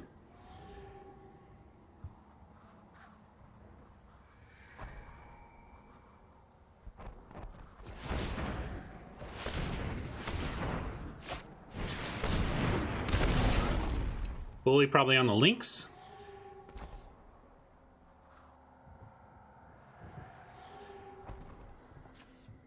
Bully changes our wolf attack for, well, we'll see. I mean, they should put it on the populace or the lynx, but wherever they put it, we'll kill. I love for them to put it on the populace, because then that's kind of the biggest threat anyway. In the face of our removal? Oh, perfect. Perfecto. And there's our land as well. They have 2 of any color, but we're gonna go for it here. I like ambush, conjurant, populace.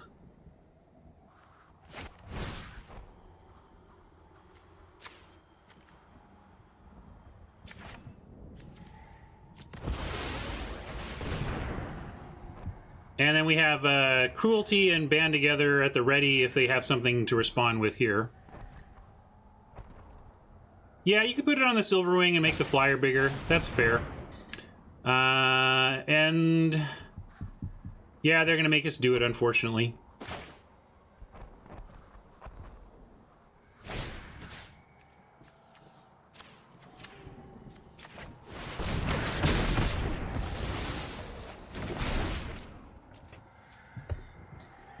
And yeah, we'll offer Conjurant for both of their creatures if they want that.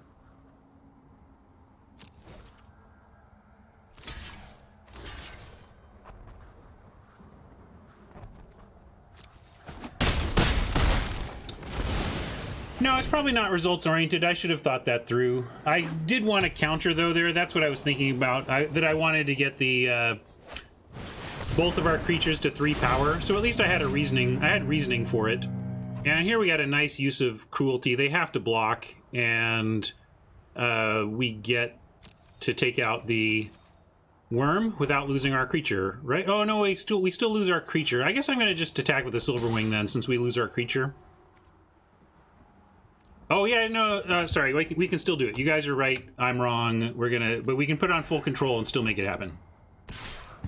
I forgot about Arlen's Wolf's blockability text. So, to attackers, cruelty on full control does the trick.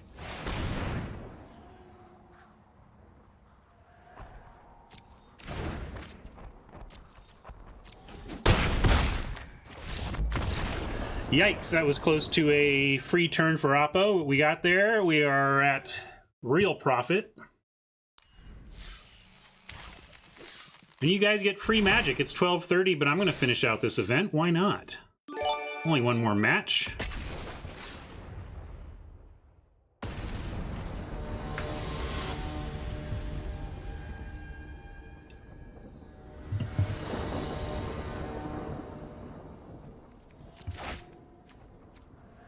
Looks good here.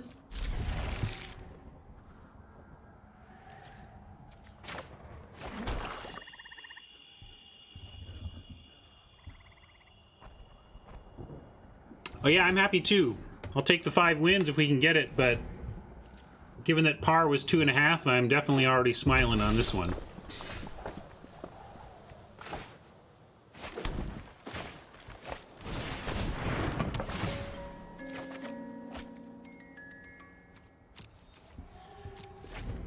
I gotta figure out when we get this plaza down. I think I want to go toll next turn. So we go toll on 3, plaza on 4, and then we have Bantu Conjurant stuff going starting on 5. Yeah, Conjurant is a total giveaway. It's the only thing in the format, I think, that pauses when you're tapped out. So you can often tell when Oppo has a Conjurant. The other thing we could do is plaza here and then go, we have toll on 4 and then just like 5, 6, 7, however we want. Yeah. Heck, if we draw more land, we might just go... No.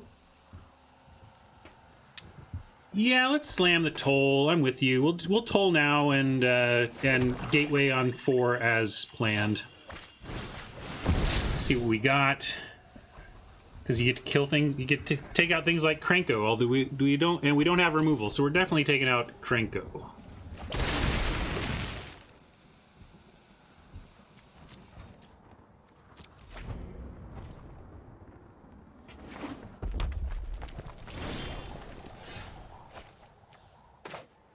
And I was going to play the Plaza, but since we drew Silverwing, we will go ahead and do that. Might put us off a turn on Bo3, but we might just draw land anyway and be happy about this. Ooh, we're not going to be happy about that, although they're only going to get one out of us. We'll drop maybe even the Plaza. Maybe the Tidebearer Giant. It's got to be Plaza or Tidebearer Giant when we are forced to discard.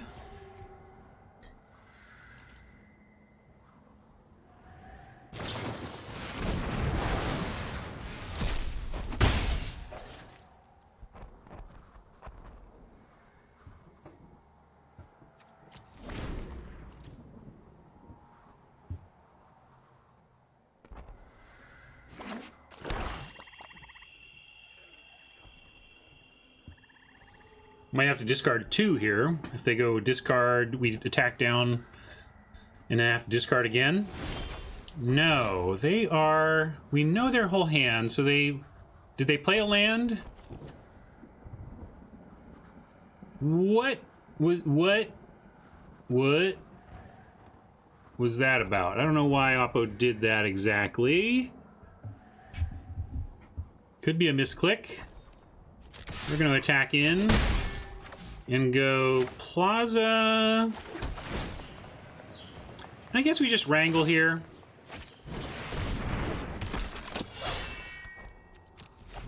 Now I probably ditch the Tidebearer if they come down with... Alright, you can do that.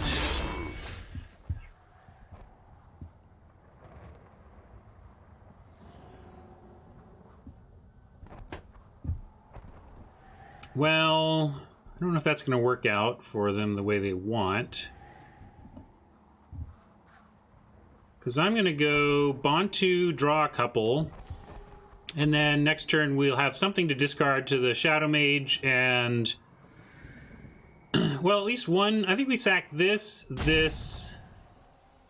and like one land. At least 3. Like...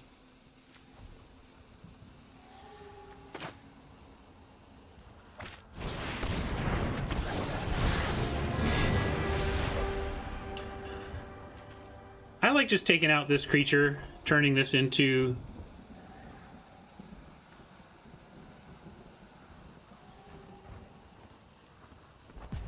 What about these 3? Like, I kind of like doing these for 3. Could even do the Crunch, but no, I'm going to submit these 3. I'm keeping the Crunch because I do want to have means to band together usefully next turn.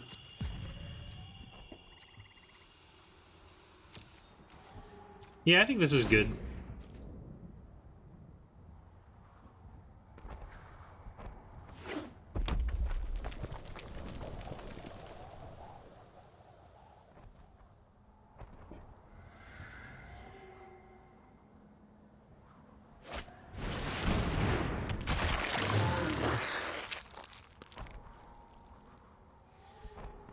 I think this is going to be rough for them. They've got to put both on Bo3 if they want to do that, and then we have band together to just wreck them. So let's start with trying that. See what they want to do.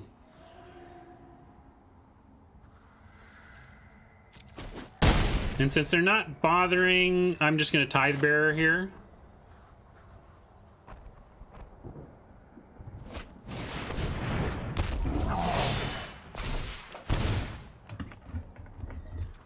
That looks like a great next turn now.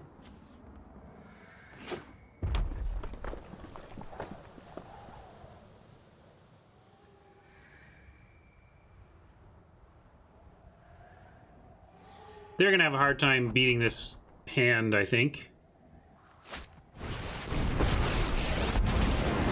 I do hope this lasts. A mind is a terrific thing to waste. Seems obvious to ditch the land, but there are worlds in which we just do like 1, 2, 3, 4, 5, 6. Like if we decide that 7 mana is exactly what we need next turn to just straight up win, and it's not far off. We have ambush and band together that basically do that, so I think we ditch the land and we're fine. We can do everything we want, but I wanted to check. It seem obvious, but it isn't always there that that's what you want to do. Maybe should have kept that land for more Davriel. I just don't think it's going to matter, though. If we go... This is where, like, we're 97, and I just want to make sure we have the most percentage chance to win. We got to keep in mind that they do have Heartfire here that's going to take out, like, the Wrangler. Yeah, I'm thinking so they're probably going to scoop, right? We have this at instant speed, this at not. Let's go... Let's punch the 5/4 with the giant.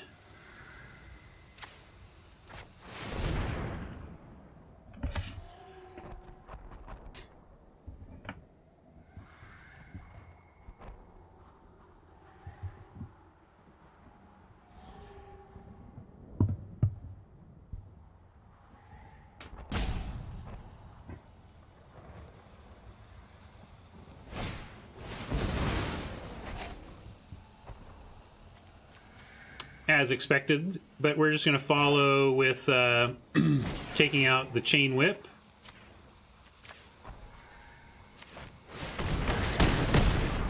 This might elicit a scoop. It's a pretty strong sequence there. Yeah.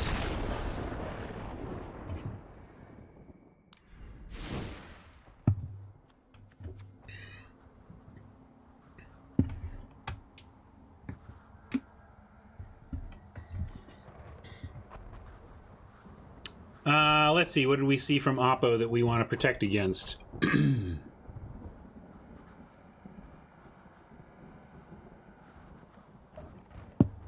Awakening is good, yeah.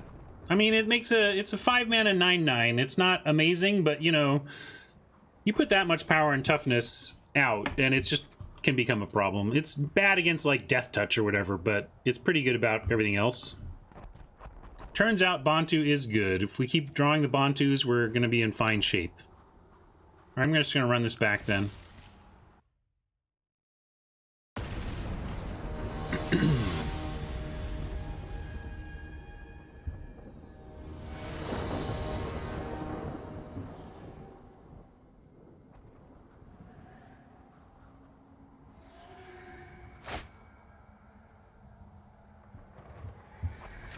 Doesn't have our greatest stuff, but certainly keepable.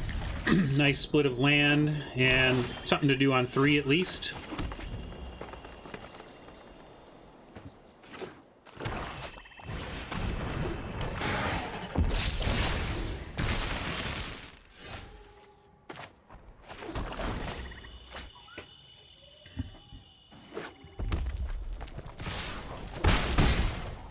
Yeah, Dav here would be ouch. That's pretty ouchy as well. Don't know how we come back from that without a board presence, but I guess it starts with Vivian's. Trouble is this goes to 3 and then Band Together doesn't even take care of it, so I think we're kind of just done for on this dude.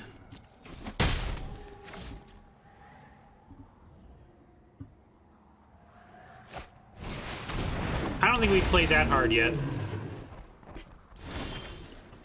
But Oppo's curve out here is not great for us. Although now we have a double block on the Tin Street Kingpin, which I'm happy about.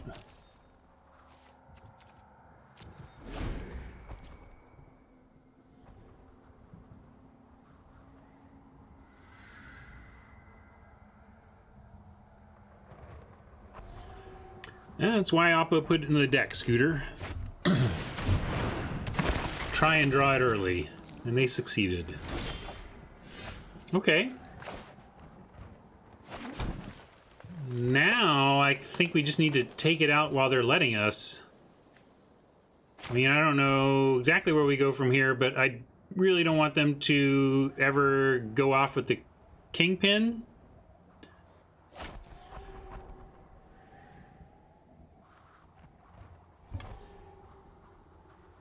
Yeah, I'm not going to mess around with Krenko. Let's get it off the board.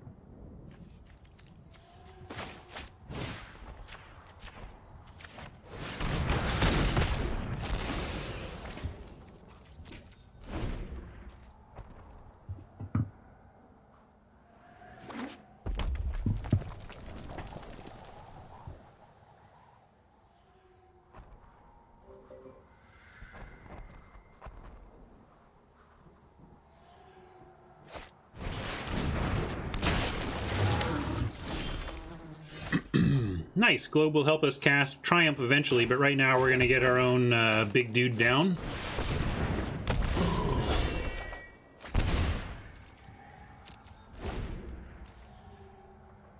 Biggest of dudes incoming.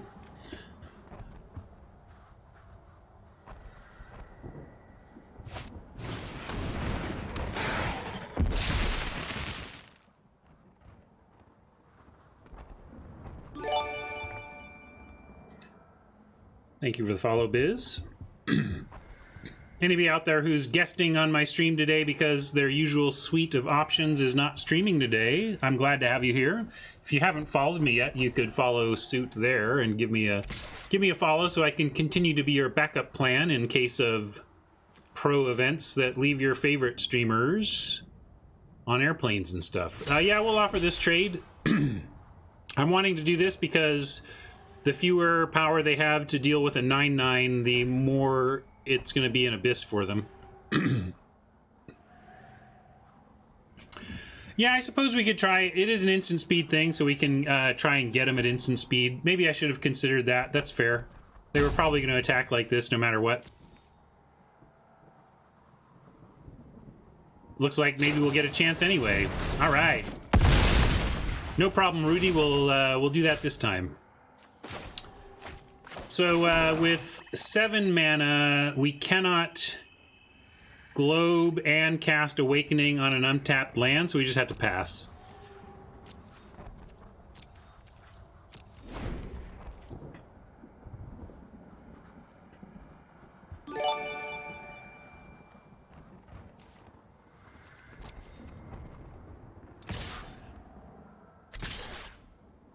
Silverwing 2 is a little concerning. Makes me think something is up, but it's got to be something that can trump a 9/9, so let's see what they can do about that.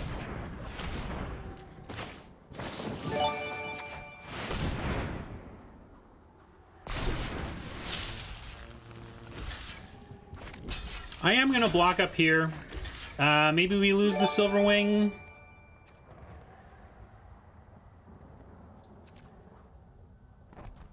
I mean, if they want a Heartfire and Hippo, okay, they got it. I mean, what are we going to do?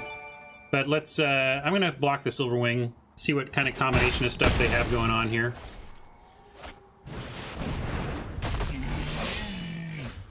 All right, maybe not as good as the combination of stuff we have going on.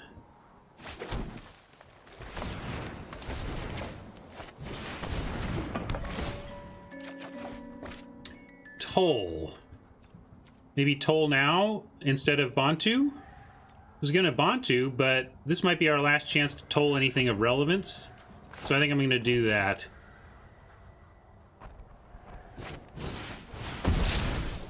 Yeah. Just a small thing. 1, 2, 3, 4, 5, 6, 7, 8, 9, 10, 11, like... Chain Whip is annoying, and maybe says we actually have to start attacking, but then they get a pretty big attack back. I guess they only get the Chain Whip back.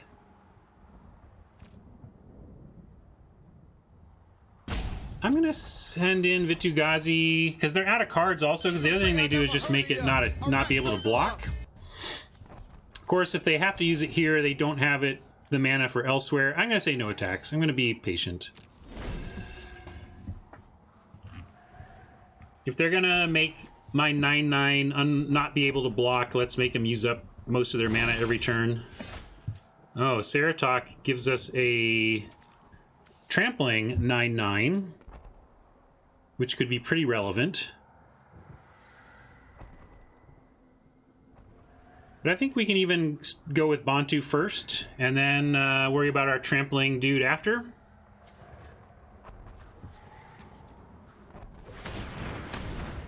Maybe we... Also, we have Jace's Triumph, so I'm going to leave the Guild Globe.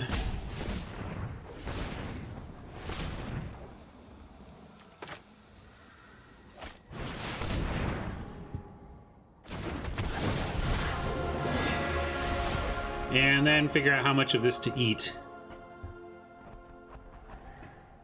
Like this. All right, that's fine. You just want to give it to me, jank face. I don't think we were particularly close to actually getting there yet. But man, people scoop a little early. And we scoop up the advantage, I guess. Right on. Oh, you want one more match, Timnos? I'll even give you one more match. I feel like playing a little more today. So first we're going to claim this awesome prize. Look at that. So beautiful. So beautiful. I'm gonna go in here. Go to our soapbox and open packs together. We got 8,000 gems. We got 6,000 gold. We're close to 5x on this, or 4x on this account.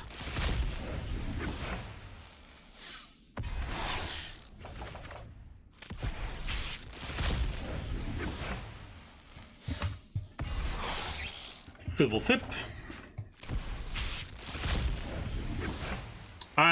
Protection is coming back in M20. I'm very surprised. I thought with the advent of protection, hexproof from color, that they had abandoned protection. I just... In fact, again, I haven't studied M20 at all. If there's protection from blah in M20, it makes me kind of want to call Aaron Forsyth and ask what the thinking was. Not in any kind of angry way, but seriously. Hey, Aaron, I thought we all agreed that protection was an overloaded, tough, tough mechanic to be reprinting.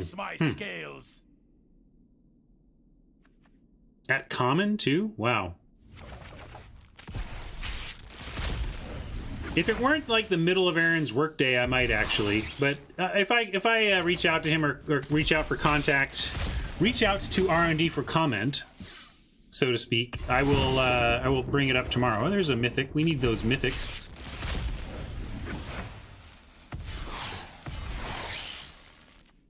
All right.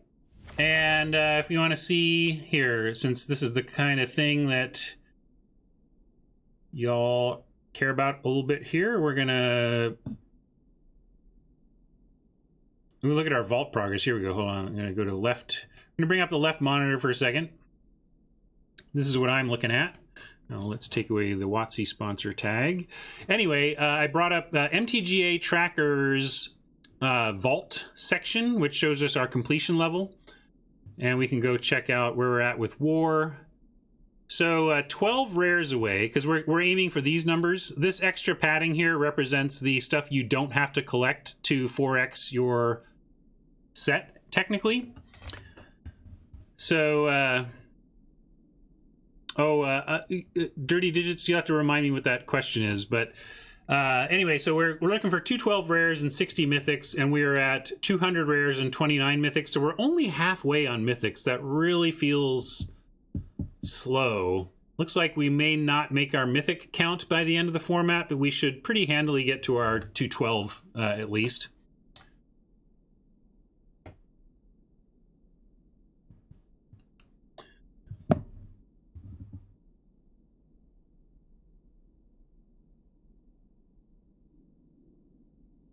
Oh, answering the question, looking at the VOD. Yeah, the question was about, do I understand why Wizards doesn't have rank progress associated with traditional drafting on Arena? And it's a complicated design question that I went into a lot of detail on in the VOD. So yeah, I'm not going to repeat it, but you can pretty easily go back and look.